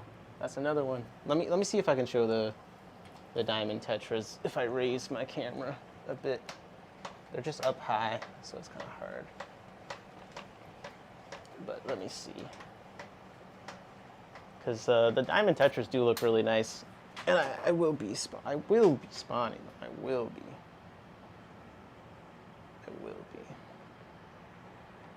That's not even a question. Yeah, look at that. So the thing I like about them is, one, they're very sparkly. But two, they just do have really nice fins. So, yeah, they're looking pretty good. I ain't gonna hold you. They're looking pretty good. Any have used dojo loaches for snailing purposes? Have 40 breeder rainbow shiners overrun by ram's horns. I'm trying to grow up some of the dwarf chain loaches for that purpose. We'll see if they end up to be effective at it. I just got 25 pandas. I'm gonna throw a mop in there. Yeah, I should keep that secret to myself, man. But the group of pandas I'm raising up now is just because I used a mop for one day and I got a good amount of eggs from it. So I think pandas do lay eggs everywhere, but I think it's a little overhyped. Like, they definitely, if you have a clump of moss in the tank, at least in my experience, they'll lay like 10, 20 eggs in there, you know? And my pandas are getting to the point where they're spawning quite often, so I kind of would like to have 100 pandas. You got my can just sitting in the fish room? Oh, even worse than that, it was on the floor when I spilled a bunch of water earlier. One of them's on the floor somewhere around here. Yeah. They're sealed. It's fine. It's fine. It's cold in here. It's cold. It's like a refrigerator. I mean, they were just sitting in Fish and Friends on the highest shelf in the store. I had to jump in order to see them. Pooju said, I mocked up a collage of buffering, put it in the Discord group. I hate you. I truly hate you. Dmod. Let's see. If you haven't joined the Discord, someone post a link so people can go and shame Pooju for doing this kind of stuff, but wow. Well, I guess I do look pretty hideous these days. Gotta hit the gym. I do look very confused. The notch in the eyebrow is not helping. Okay. Retribution is loading. Assassin snails work best in my opinion are a few different loaches like yo-yo, said Better Fish Productions. Alright. So I don't know how the yo-yos compare to the dwarf chain loaches. I just went with those because apparently they would stay smaller. But maybe I chose wrong. I love Diamond Tetras. I got 10 of them in a 40 breeder. Yeah, honestly, I didn't know what the hype was about. He was talking them up, and then I saw them in person. I was like, oh, they do look really nice. So you can see even up there with some distortion, far away from the camera, like you can see they're very shiny, and the fins don't lie, at the very least. At the very least. So definitely figuring out some stuff with the snails. I will say, you know, having the Elisoma in a lot of different tanks. And I did find something to confirm my bias on this one too, but the Elisoma do seem to reliably eat snail eggs. So I've seen them attack some smaller snails, but at the very least, and I looked it up, and apparently when they did studies on stomach contents, there's a decent amount of snail eggs. So it was just a reminder, sometimes there's fish that are contributing to the solutions to the problem that you did not realize, Respect the can, put them in the fridge. He said he was going to pick them up very soon, so I didn't even expect to have to be storing them, But he just doesn't seem to care about them that much. I found panda cories really like spawning on plants over flat surfaces, so I could see why a mop would work well. Yeah, for sure. For sure. So mops, and I think Dave Snell told me that, actually. Because I was talking about something with cories, and he was like, if you're not getting passive production in the community tank, you should use mops. I was like, mops? He's like, yeah, use mops. Turns out, he was right. So there's a lot of fish that will utilize mops. Dr. Bones says, is there any snail control that doesn't harm shrimp? So, maybe you got the assassin snails. That seems to work. We're starting to explore some things like snail leeches on purpose. That might be a future option. For Malaysian trumpet snails, for me personally, I've been able to reliably eliminate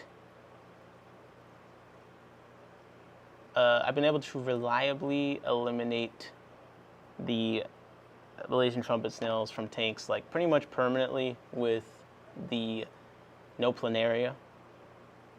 I think it kills them more than other snails, partially because that stuff seems to fall down and kind of get into the substrate, and they dig in the substrate, so I think that's part of it. They'll kill some other things too, but a lot of the pest snails will survive it. But at least for Malaysian trumpet snails, no planaria, definitely will kill Malaysian trumpet snails. They will kill mystery snails and maybe some other larger snails too, though. So proceed with caution. But as far as stuff that kills snails and only shrimp, that's one that I've used. But really, all you got to do is put a piece of broccoli in a dish or some other vegetable and let the snails get on it, take it out, repeat.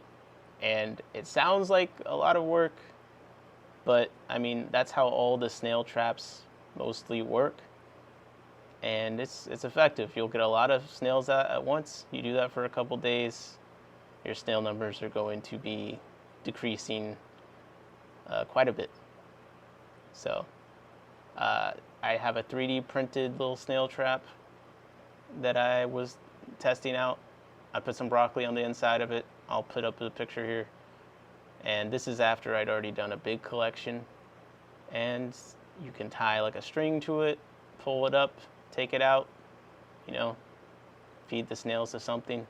I've been feeding the snails to my mealworms. I'm not gonna lie. I've been feeding them to my land isopods.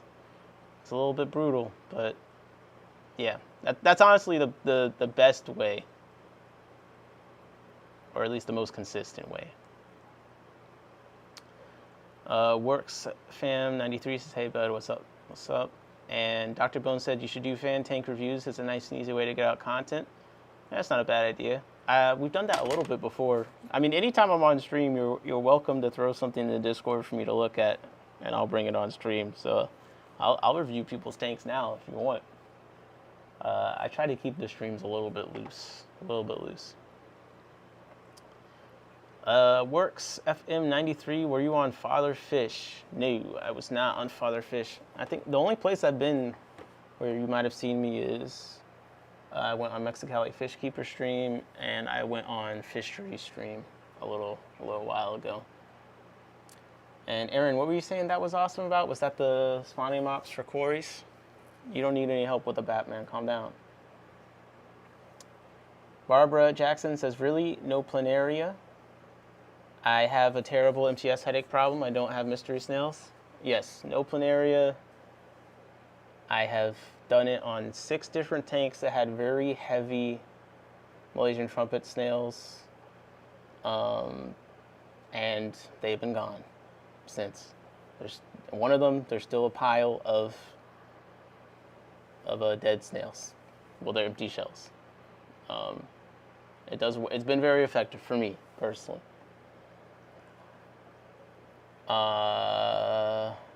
What do you do with the snails you catch? So you could feed them to some things if you have fish that eat them. There's actually a decent amount of fish that eat them, especially bigger fish, but obviously the well-known ones are different puffers. I have been feeding them to my terrestrial isopods. I have been feeding them to my mealworm and black soldier fly larva in progress colony. They seem to eat them pretty happily. Why do you use Discord? Discord is really nice for organizing different, topic specific discussions and kind of building community, hanging out, chatting with people. It's just, at least for me, it's pretty much the easiest way. Also, for pulling stuff up on stream for people, it's much easier than like email. You can just have a channel for like live stream submissions. People throw stuff in there, and then it comes up, and it's very easy. SVC says, "Night, everyone. Night, SVC. How's it? Hope you sleep well, man. Sleep well." The snails got goofy goobered. RP. The mini ram's horns outcompeted all other snails in my tanks. Yeah, the ram's horns are brutal. And then my white pond snails. Those are like the 2 that seem to take over stuff the most. I'm trying to get my blue ram's horn numbers back. I like had a decent amount, then I killed a bunch with some salt. That's kind of a long, well, it's not a long story. I dumped a bunch of salt in all at once in a tank, not thinking, and it landed on like all of my blue ram's horns that were on a piece of food, and it killed them all. Not surprisingly. So I had a really nice group of them too. Their shells were nice. So now I'm rebuilding it. But I've also just been killing all snails in general, so it's kind of like a balance.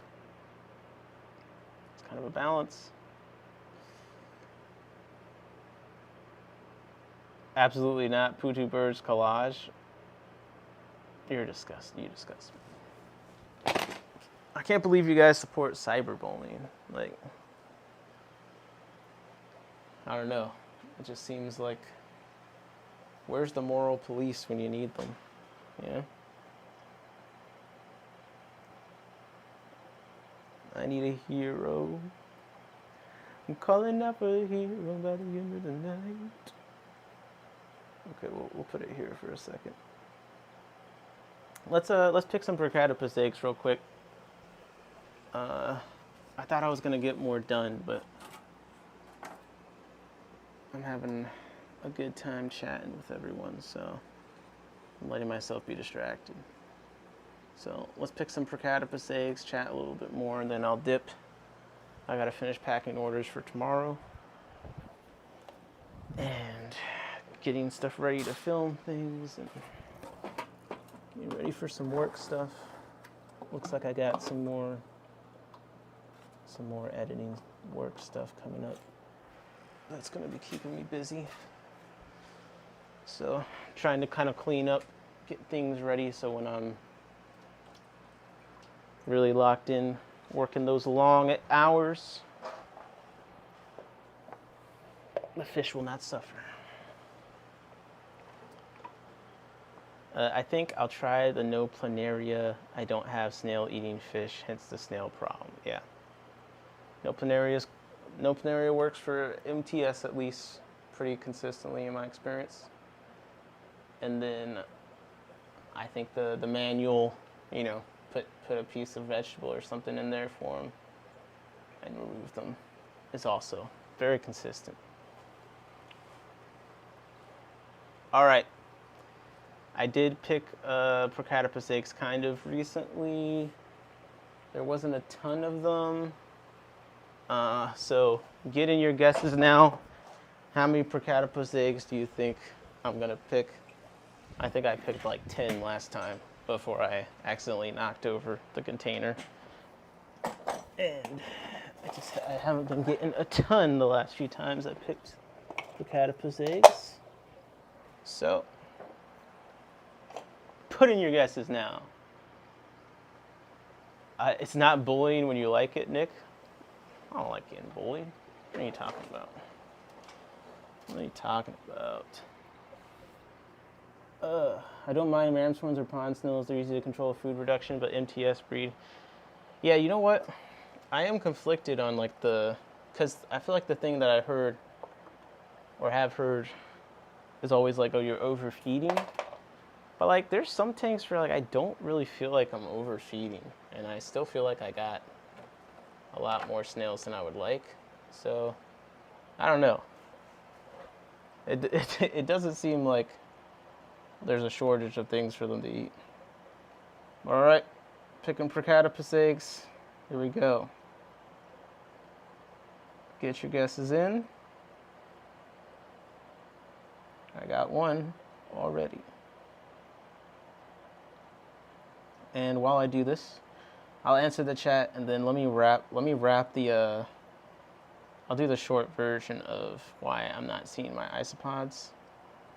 Just on the off chance any of the people that might have emailed me or will email me about that sees this, I'll have to make a dedicated video about it, unfortunately, because it just seems like I'll be explaining the same thing over and over again if I don't. And I have talked about it, but it seems like if I talk about anything else, then people seem to miss the details of the fact that I actually do address some things. All right, we're getting guesses of the eggs in. 24, 11, 11 from King Nino, 17 from Bougie. And I just realized I wasn't even counting the eggs I already got, so let me make sure I'm doing that. 1, 2, okay, I got 4 so far. All right, we got 42 from Jesse. That's optimistic. I don't think I'm getting 42. I'm gonna tell you right now.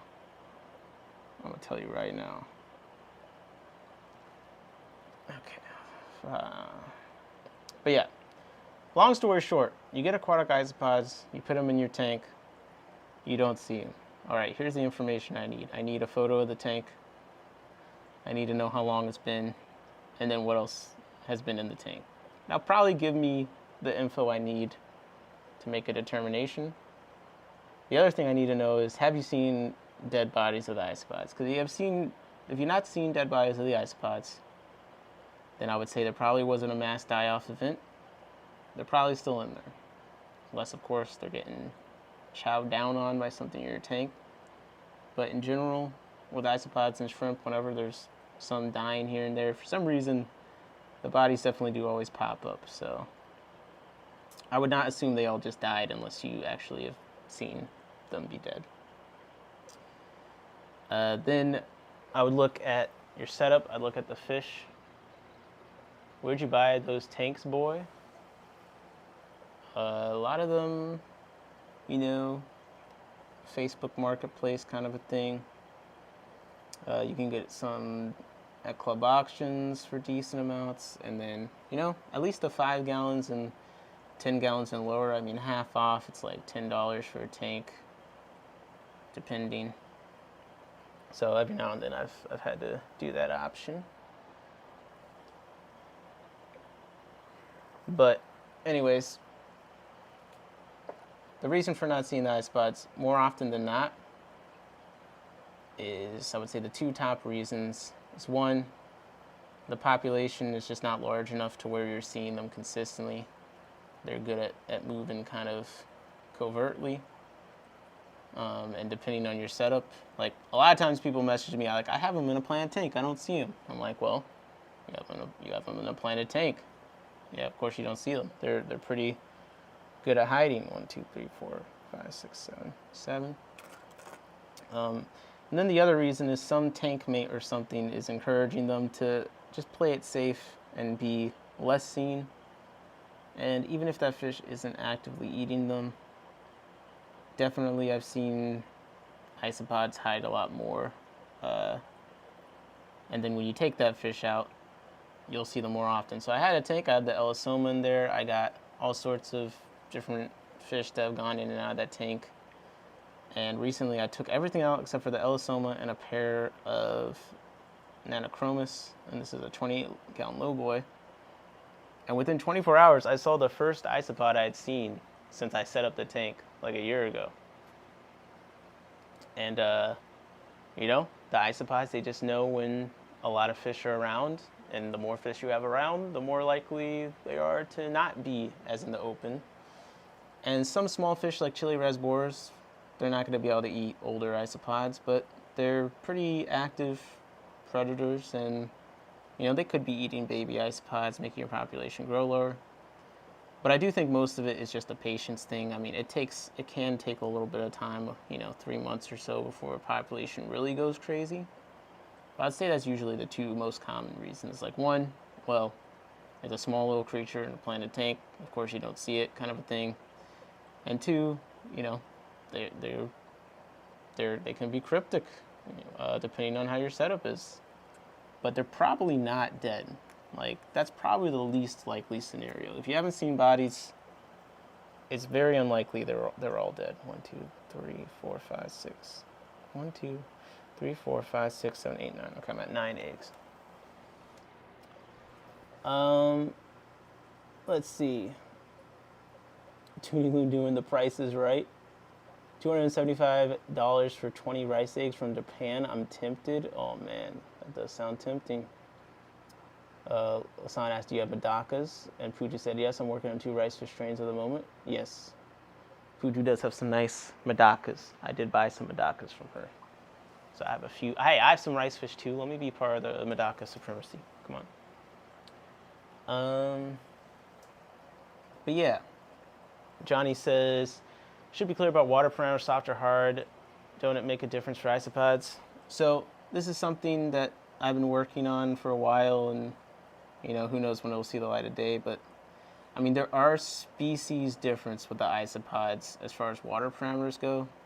Now, for the most part, I think from what I've experienced, all of them seem to be able to do hard or soft water, a lot of them.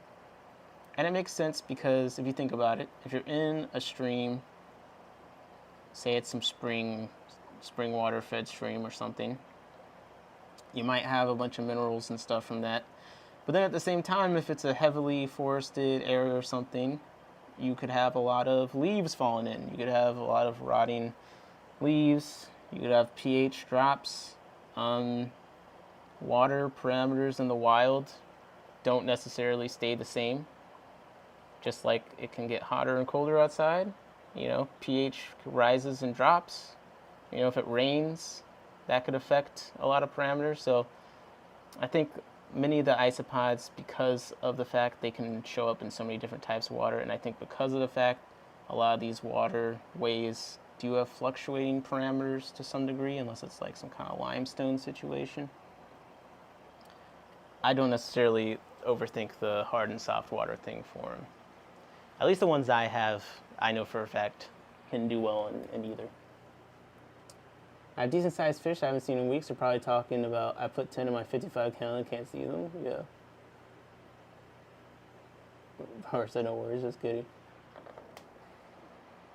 I don't know where you live, but giant pond snails eat hydra. I collect them locally if I need them. See, I've seen people say that about eating hydra, but I just haven't had them solve my hydra problems yet. But I actually haven't had a big hydra outbreak in a while. 1, 2, 3, 4, 5, 6, 8, 9, 10. Man. We're at 12 eggs. I'm going kind of slow. Nope, never mind, we're at 13. We're at 13. I need to put my glasses on when I do this because unfortunately my vision is bad enough that even with the computer this far away, it's kind of hard to see.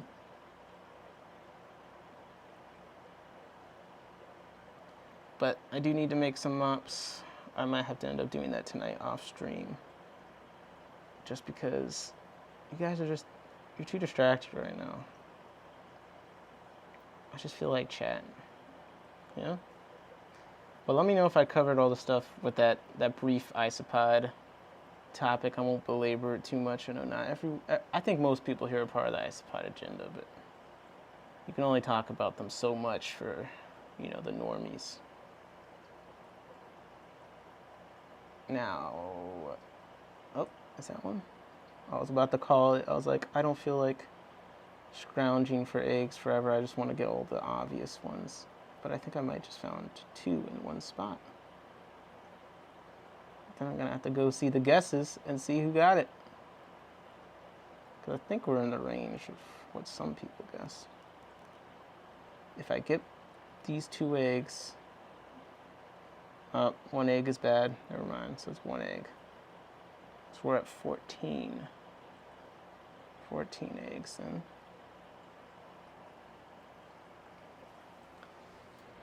I know Medaka just daisy rice fish. Yeah, that's close enough. That's close enough. I didn't realize they were like a different thing. I don't know how I feel about them. I've seen them in stores before where they kind of looked nice, but I mean, it wasn't enough to where I felt like I wanted to invest any tank space for them over the normal Medaka. It's kind of more my vibe, you know. Oh, that's 15. That's a good egg. This one looks like it's developed a bit. Yeah. We got an egg. That's looking good. Okay, 15. I'm gonna go back to the other mop one last time. And then I'm gonna call it because I don't want to spend a lot of time doing picking. It should just be quick. You know, you go in, get a few eggs, get out, try again next time, kind of a thing. How many eggs are you on? 15. You have the big boy pond snails, Nick. I do. At least I think I do. I have some that are pretty large. I thought there was going to be a mop crafting stream. I thought so too. I need to make some, maybe I'll make 1 mop. I'm feeling like I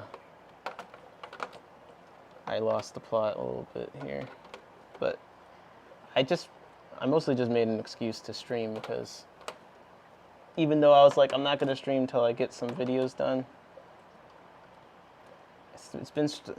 life has been stressful, you know?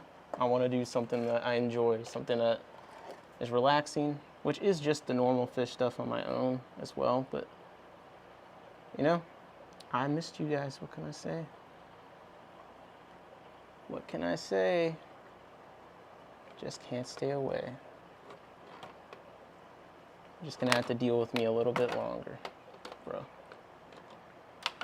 Can this thing stay still? I'm trying to hijack this tank's light for my picking, and it just keeps sliding.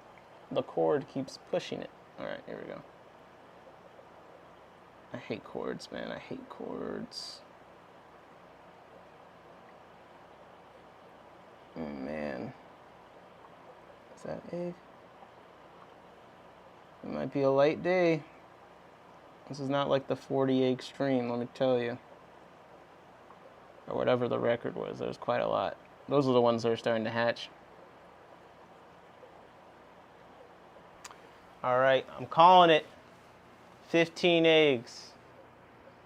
Nick, did I miss how you talking about how I'm the biggest up-and-coming Ellis Silma Gilberti breeder extraordinaire? No. You're the biggest up-and-coming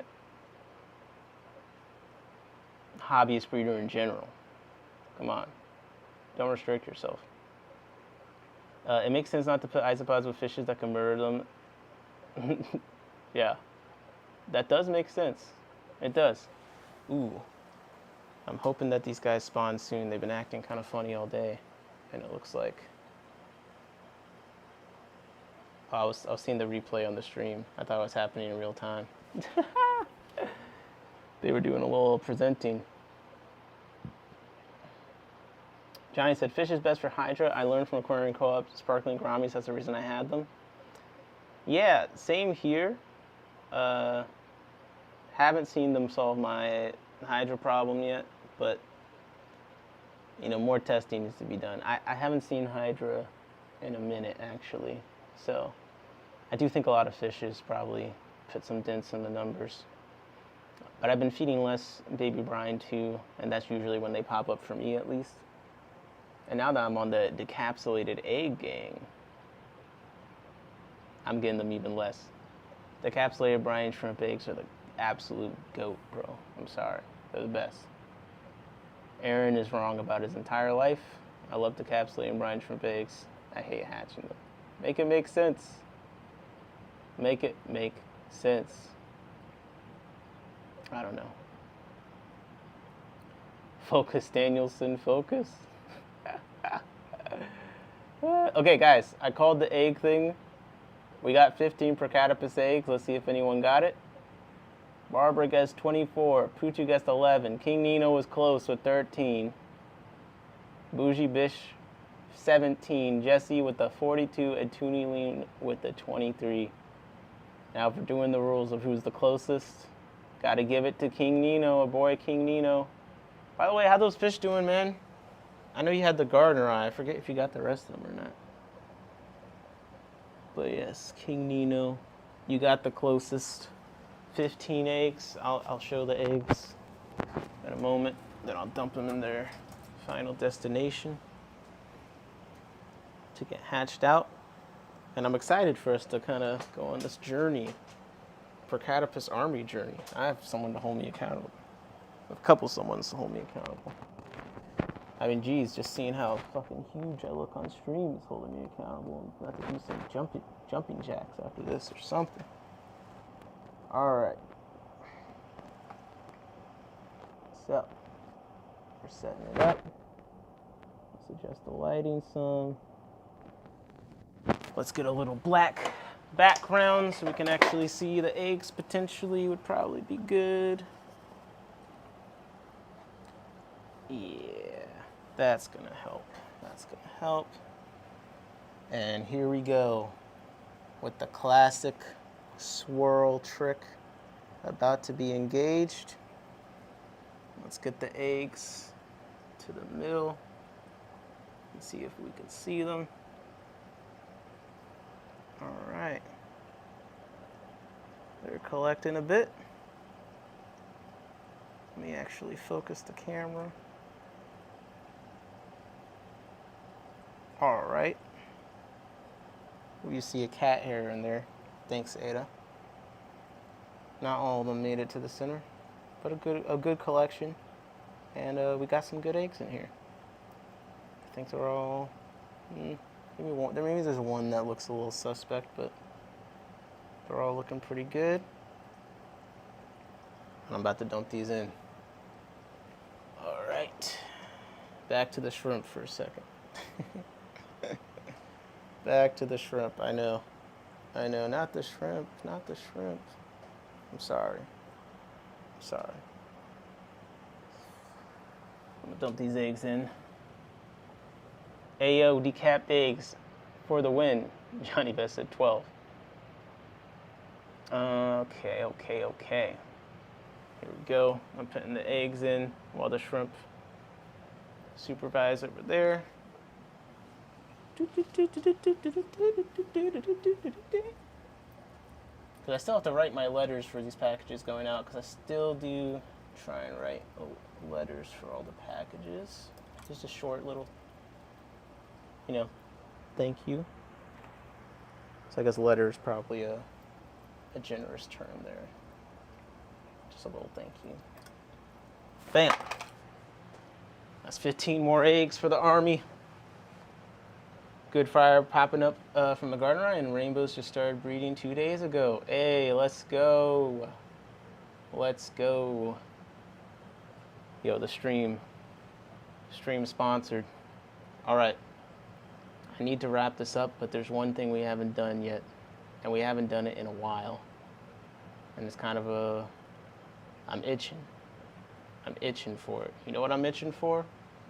I mentioned to look up some fish for purchase. Now, I'm on a no fish buy. That doesn't mean that we can't look, okay? What's wrong? You can look but not touch. Oh, why are you looking at that fish? I see you. You're always staring at all the fishes. What's wrong with looking? Come on. I'm just appreciating the beauty of the world. Okay, so I want to look up some fish. I want to look at some fish retail sites. And that's what we're going to freaking do. That's what we're going to freaking do. Just give me 1 second. I'm going to pull it up. Because even though I'm not buying fish now, I'll have to be back later. We got to run the BAP numbers up still. So. Oh, Jorge did go live, by the way. Let's see. Is he still talking? Or did we totally miss it? Jesus, I've been streaming that long already? Oh, he only went for an hour. Ah, come on. These rookie numbers. You got to run these numbers up, Jorge. You got to run these numbers up. We need a 4-hour stream from you. That's what we need. All right, fish speculation. Where should we start? What site should we start on?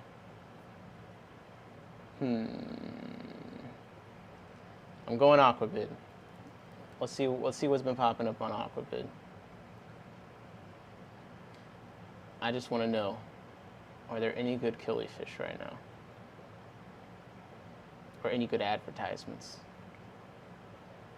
Okay, whoa. Marie's listed a bunch of killies. Hold up. Runk has some. These are back. Oh, these are buy nows? That's buy now? We got a Niger Delta pair listed. Those have been popping up. Someone's going crazy with the Niger Deltas. I've been missing what they've been going for, though. So if you've seen, let me know. I don't know if they're going for like 100 plus and stuff at all. But yeah, Marie's back with the 12-day freaking auctions. This is ridiculous. Is there any new ones? Oh, he put the Hera up. That's where I originally got my Hera from. The Amiyeti, we got clownfish, and we got... Okay, that's Europe only. Look at snail eaters. Looking at but not buying fish. This has never gone wrong before. Shut up. Hey, I will say, there's a lot of cichlids that eat snails. A lot of smaller cichlids, they'll eat snails from time to time. The consistency, varies. Like Baddest, there was a point in time where they were eating a lot of snails for me. Even Curviceps, they were doing a good job of killing some snails for a bit there. But sometimes fish get lazy, Some fish, you show them the way, you crush up snails, and they'll figure it out. But that being said, I put some killifish on the list. We'll look at those. Let me just check the egg situation. So more eggs of that hybrid galar strain.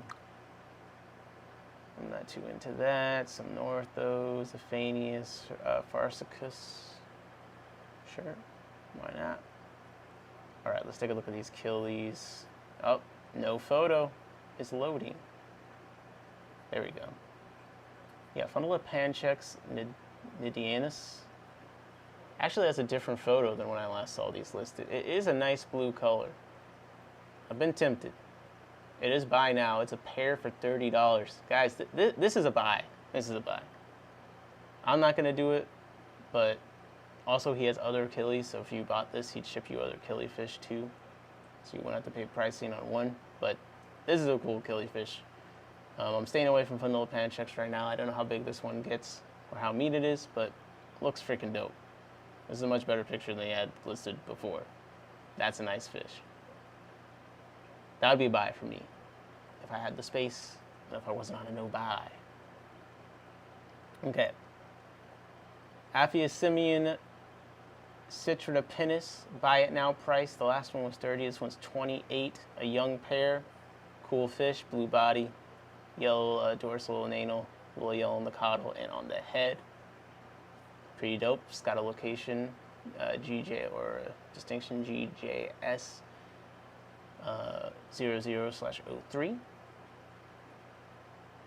Not bad pair of prices. Same as the last guy too, so that's, you see what I'm saying? This is also that guy. A young pair of Abyssinian Fulgens LEC at 93/7. This is $36 a buy now for a pair of Abyssinian Fulgens with a location.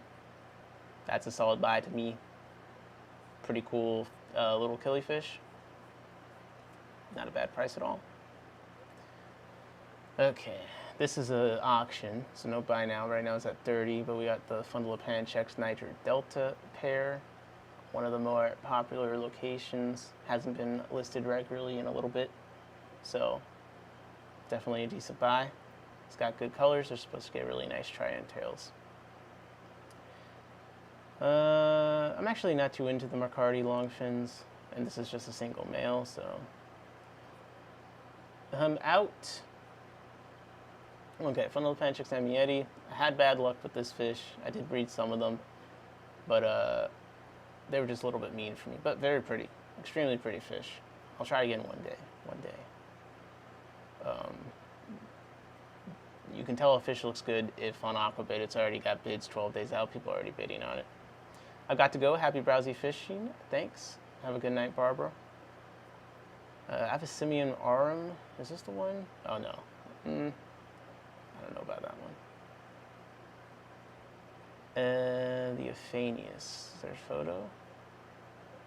Well, I guess that's kind of a cool fish. Alright, that's the killifish. Let me see. Are there any hot items? Nope. This site is dead.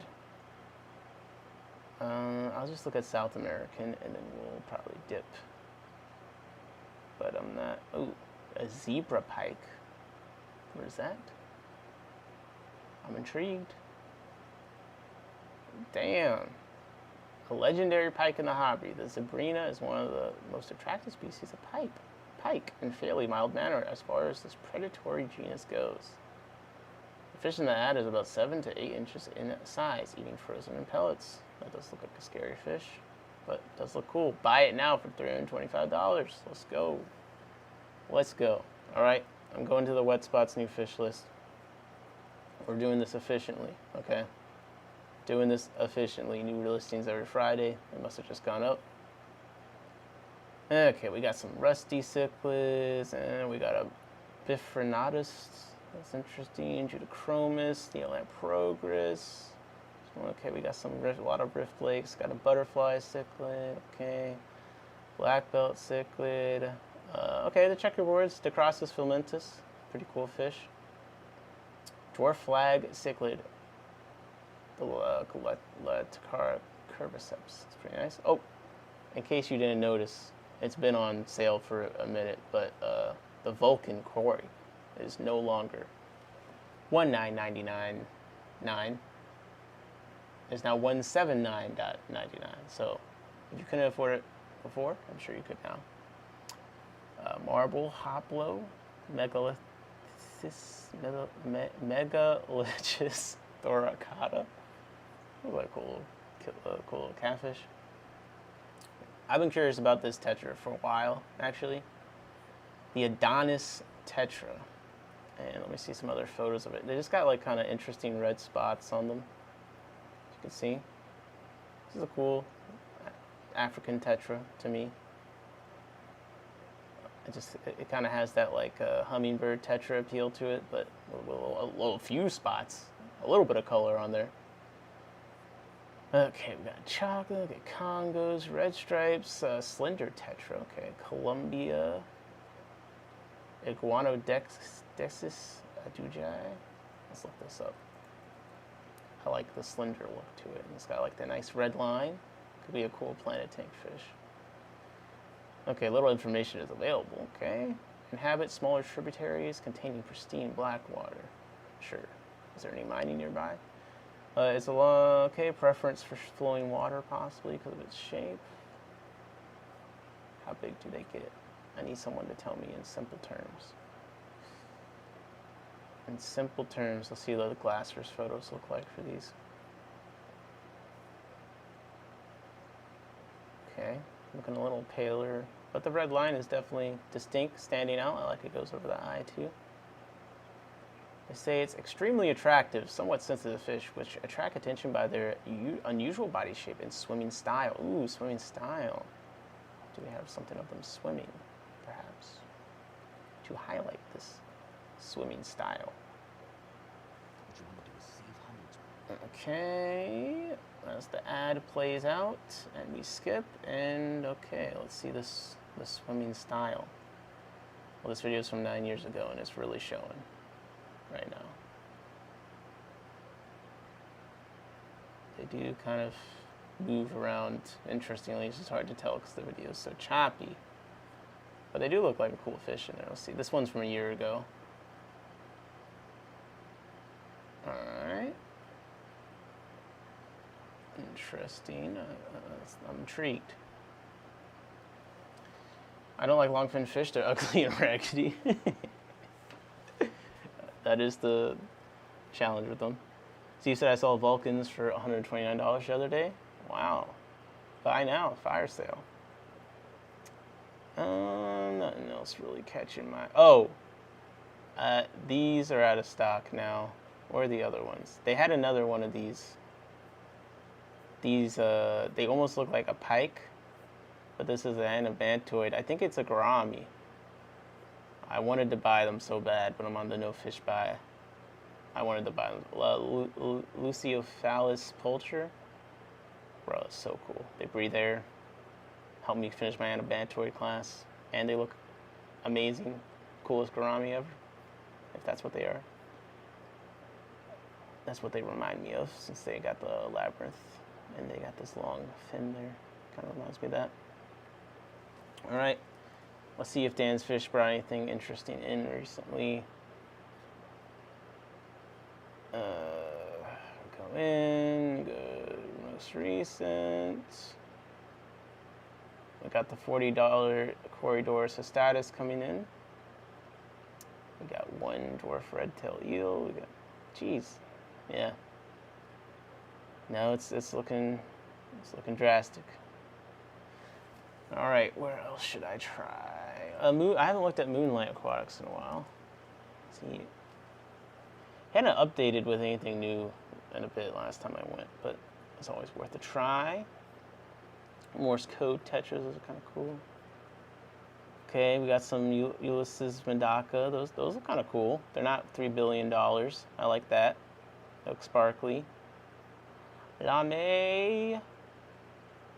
Okay, some pepper cories. Okay, these are sold out. We got the rare,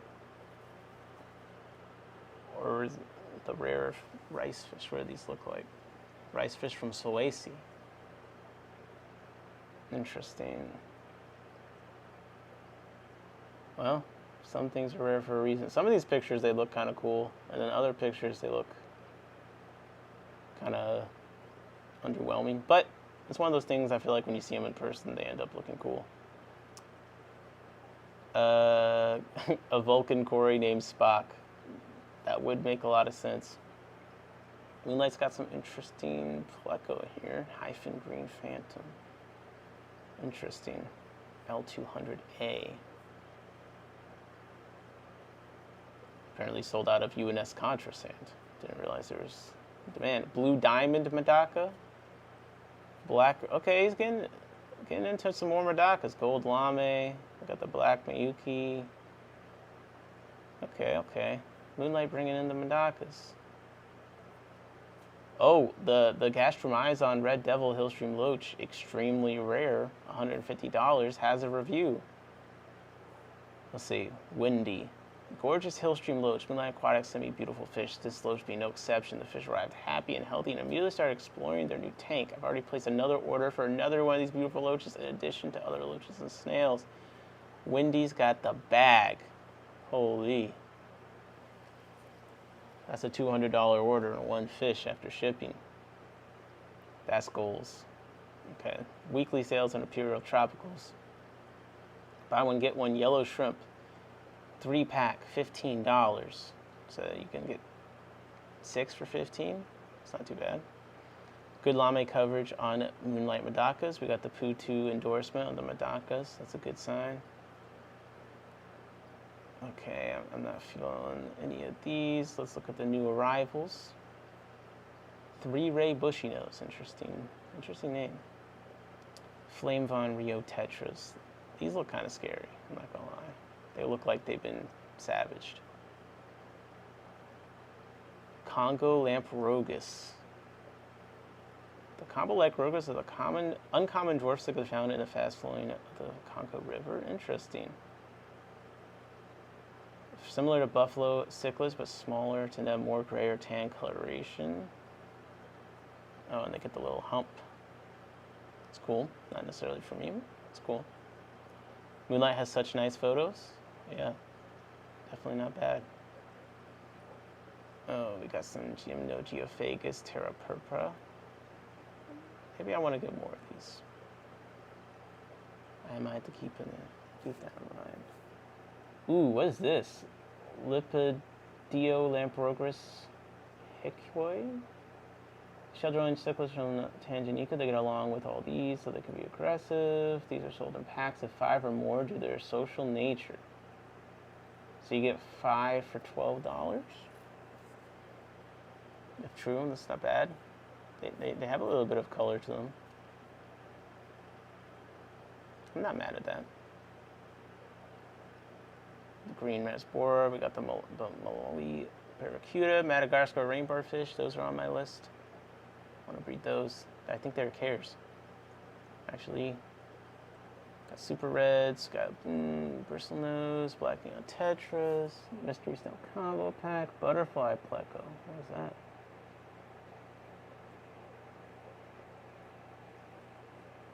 What in the world?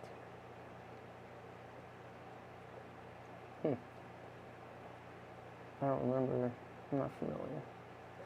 They still have the left-sided livebearers, 20 in stock. Someone buy these and send them to me. I'm joking. But you should buy them for yourself and breed them and sell them to me. That you should do. They got more in stock now. Okay. Seems to be like a reliable source for them then. So they must actually be selling them. All right. That's Imperial Tropicals. Man, what else? Tristan. What's Tristan up? Tristan's fish. What's Tristan up to? Ugh. Shop. See, the problem with Tristan is where's the all fish button? Where's the new fish button, you know? It's gonna be hard. I'll just go through a Pistos. So we got Elizabeth, a female only, $50, okay? It's got some interesting Pistos. I definitely need to get the Nissanai pair I eventually get. I should get them from him. I should. Physiognomic Master Eye, gold shoulder, female, $10. I might actually take him up on that. I think I have a pair of this fish. Maybe one day I could be convinced. Got Blue Flames, Wild Coyote Ortega pair. Got the Opal Borelli, Fire Red. I'm intrigued. I am intrigued. Okay, there's the Pistogram Elizabeth A red pair. That's 115. Makes sense. I can't be too mad at it. I can't. Let's see what fish Jesse. Oh, Jesse doesn't update his stock list on his website, so I can't go look. Never mind. Hint, hint, hint, hint. Aquatic Clarity. Have you updated your in-stock fish list recently? No. Alright. What else do I want to look at? One came to my mind and I instantly forgot it. Now I can't remember. While I try and remember that out of curiosity. Same thing in AquaSwap. Let me just look at the top posts on AquaSwap this week. Let me just see. Okay, we got some shrimp. We got this, desk setup. We got fancy fins. Someone sent me a sticker, a fancy fin sticker. We got some more shrimp. All right, we got some plants. Okay, we got a setup, man. You just need to sell shrimp if you're on AquaSwap. Shrimp and plants. Ooh, that's a good picture of moss. I like that. $15 for that? Yo. Yo. I'm at to rob. Okay, what online retailer am I forgetting? You know what? I'm gonna do Aquahuna. Just out of curiosity. Let's go to new to old. See what they've been getting in. Is it similar to what other people get in? Well, I will say the blind cave tetras, those have definitely been coming in places. I've been seeing those pop up. Okay, we got bettas, we got raccoon tetras, interesting. Zebra loaches, blue tail hill streams, $12.50 each, sold in packs of 2. That's not bad. I'll never break up with Aquahuna. I love them. The price is too good.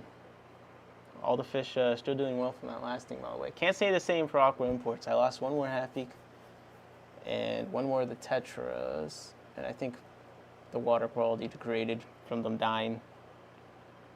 I lost 2 of my pencils already in there. Who had the one-sided libraries? I was across the room. Imperial Tropicals has 20 of them in stock, 15 each. If I wasn't on no fish buy, I'd seriously consider it. Okay, we got red tail hillstream loaches, multiples of 2, 20, so 40 for 2 of those. Let's see, what else have they been bringing in? Bristlenose was already sold out. A lot of this stuff is sold out already. Wow.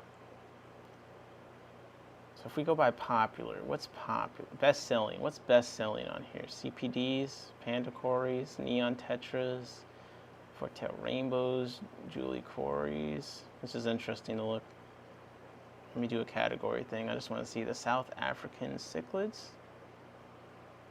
I want to see, why do they have South African cichlids under here and a pistogramma?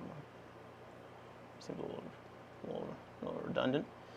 I want to see what shrimp or crabs they might have in. And do they have a killifish thing anymore? I don't know. Let's do crab. Let's do shrimp. All right, they got the Amanos, $2.50 per Amano. Multiples of 10. All right, blue velvets, $3.50. Sold out of the crystals. Got the Rudolph shrimp. Are the Rudolph shrimp the one that's the new? It eats a lot of algae crazed shrimp again. There's one shrimp that people have been. I know Corey talked about it. There's one shrimp that people have been talking about. 10 points to my tanks for pronouncing Aquahuna correctly. Broken clock, all right. Broken clock. Oh, the jumbo Amano shrimp, $5.50.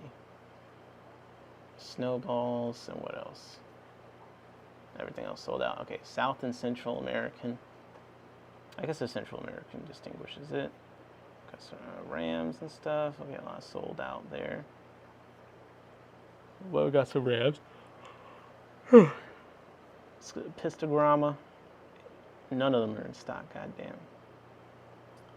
African cichlids, none in stock. Rainbow fish. They got rainbow shiners for $6 each. Not bad.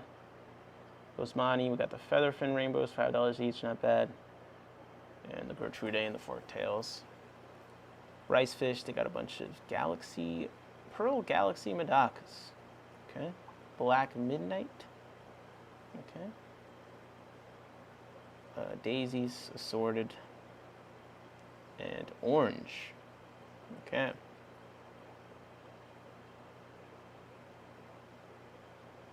How about crabs? Assorted crabs. Assorted vampire crabs and red devil crabs. Okay, so now they've given up on separating the types of vampire crabs, I guess, unfortunately. But $9.99 each isn't too bad. Speaking of that, let's go to Aquatic Arts. What crabs do they have? And what fish? In-stock crabs. Pom-poms. Rainbow vampires. Tomato crab. Okay, we got the carnival vampire crab. We got Halloween vampire. Okay, they got crabs in stock. The orchid vampire crab. We got the Thai micros. I was interested in the orchid. They do have a pair. $32. Shit. It's not a fish. I'm also broke right now, so. I'm also. I don't have buy crab just because I want crab money. Japan gold double sword. These have been going around a little. Oh my gosh, a billion pop-ups. Available in stock. What oddballs do we got? Nothing. Jeez. Okay, fine. What about aquatic arts breadfish? What do we got? Shrimp. Snails. Malaysian trumpet snails. Okay. $8 for some Malaysian trumpet snails. And you know what? I'm going to start doing this. I'm going to start listing the pest snails because people do want them. It's just like, you got to make it like $5 or something, even justify taking the time to ship them. That's the thing. It's like, do I think they're necessarily worth that much? No. Not if I just like handed it to someone. Didn't have to bag or anything, but bro. I'm learning how time consuming shipping is. It's a lot to keep up with. Bob Bravo says, Aquatic Arts tempts me with their crabs. Yes, I am very tempted by the crabs. It's going to happen one day. Speaking of which, I need to look at Elite Menagerie. These are kind of cool though. The snow zebra Soese shrimp. That's kind of interesting. And then they got the cardinal Soese shrimp. So it's kind of cool. Aquatic Arts, they do have one or two cool. Like, I think that's the key, man. You just have to have one or two things that only you really have most of the time. And then, like, I'm going to come buy that one or two cool things, but I'm going to buy the normal stuff, too. I think that's the Goldilocks zone. Aquatic Arts does still have some of those things, especially with the crabs. So I want to see what Elite Menagerie Aquatics has added recently. Okay, we got the Borneo loach, we got Berloons, Hercules snail. We did look here recently, so if it looks like... Okay, it doesn't look like there's too much on the new front since we last checked. They still got the breeder size zebra car though, so I might have to snatch those up on the group buy. I don't know. Okay, I'm right. Any other places I want to check? I feel like this is, well, let me check Aquabid for wild bettas because I forgot to do that. The Thai guy with, no, the Indian guy with fish had some linos. Yep, he has a few listed. Okay, he has the betta rubra, the Shenandoahs, the Parisphone, and the wild betta species Unimaculata long Iram. All right. Betta rubra. I'm gonna do a fry swap with the Album Margaritatum with Grace for those, so I'm not gonna buy those. Okay, let me see. Well, I'm not buying any of these. These are too similar to the ones I have now. These are tempting. Pear. Oh, is it not buy? He's not doing buy now anymore.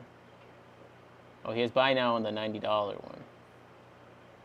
Okay. Ooh.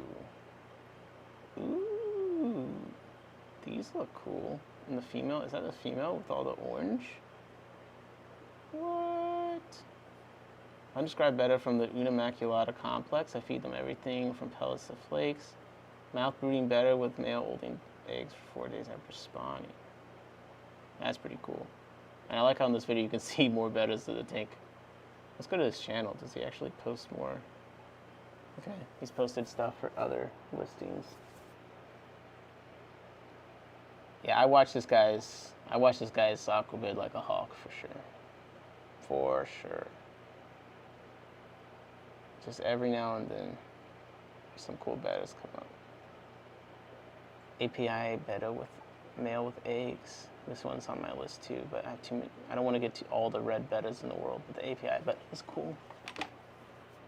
Or in a cave, that's kind of interesting. I wonder if some gouramis would do that.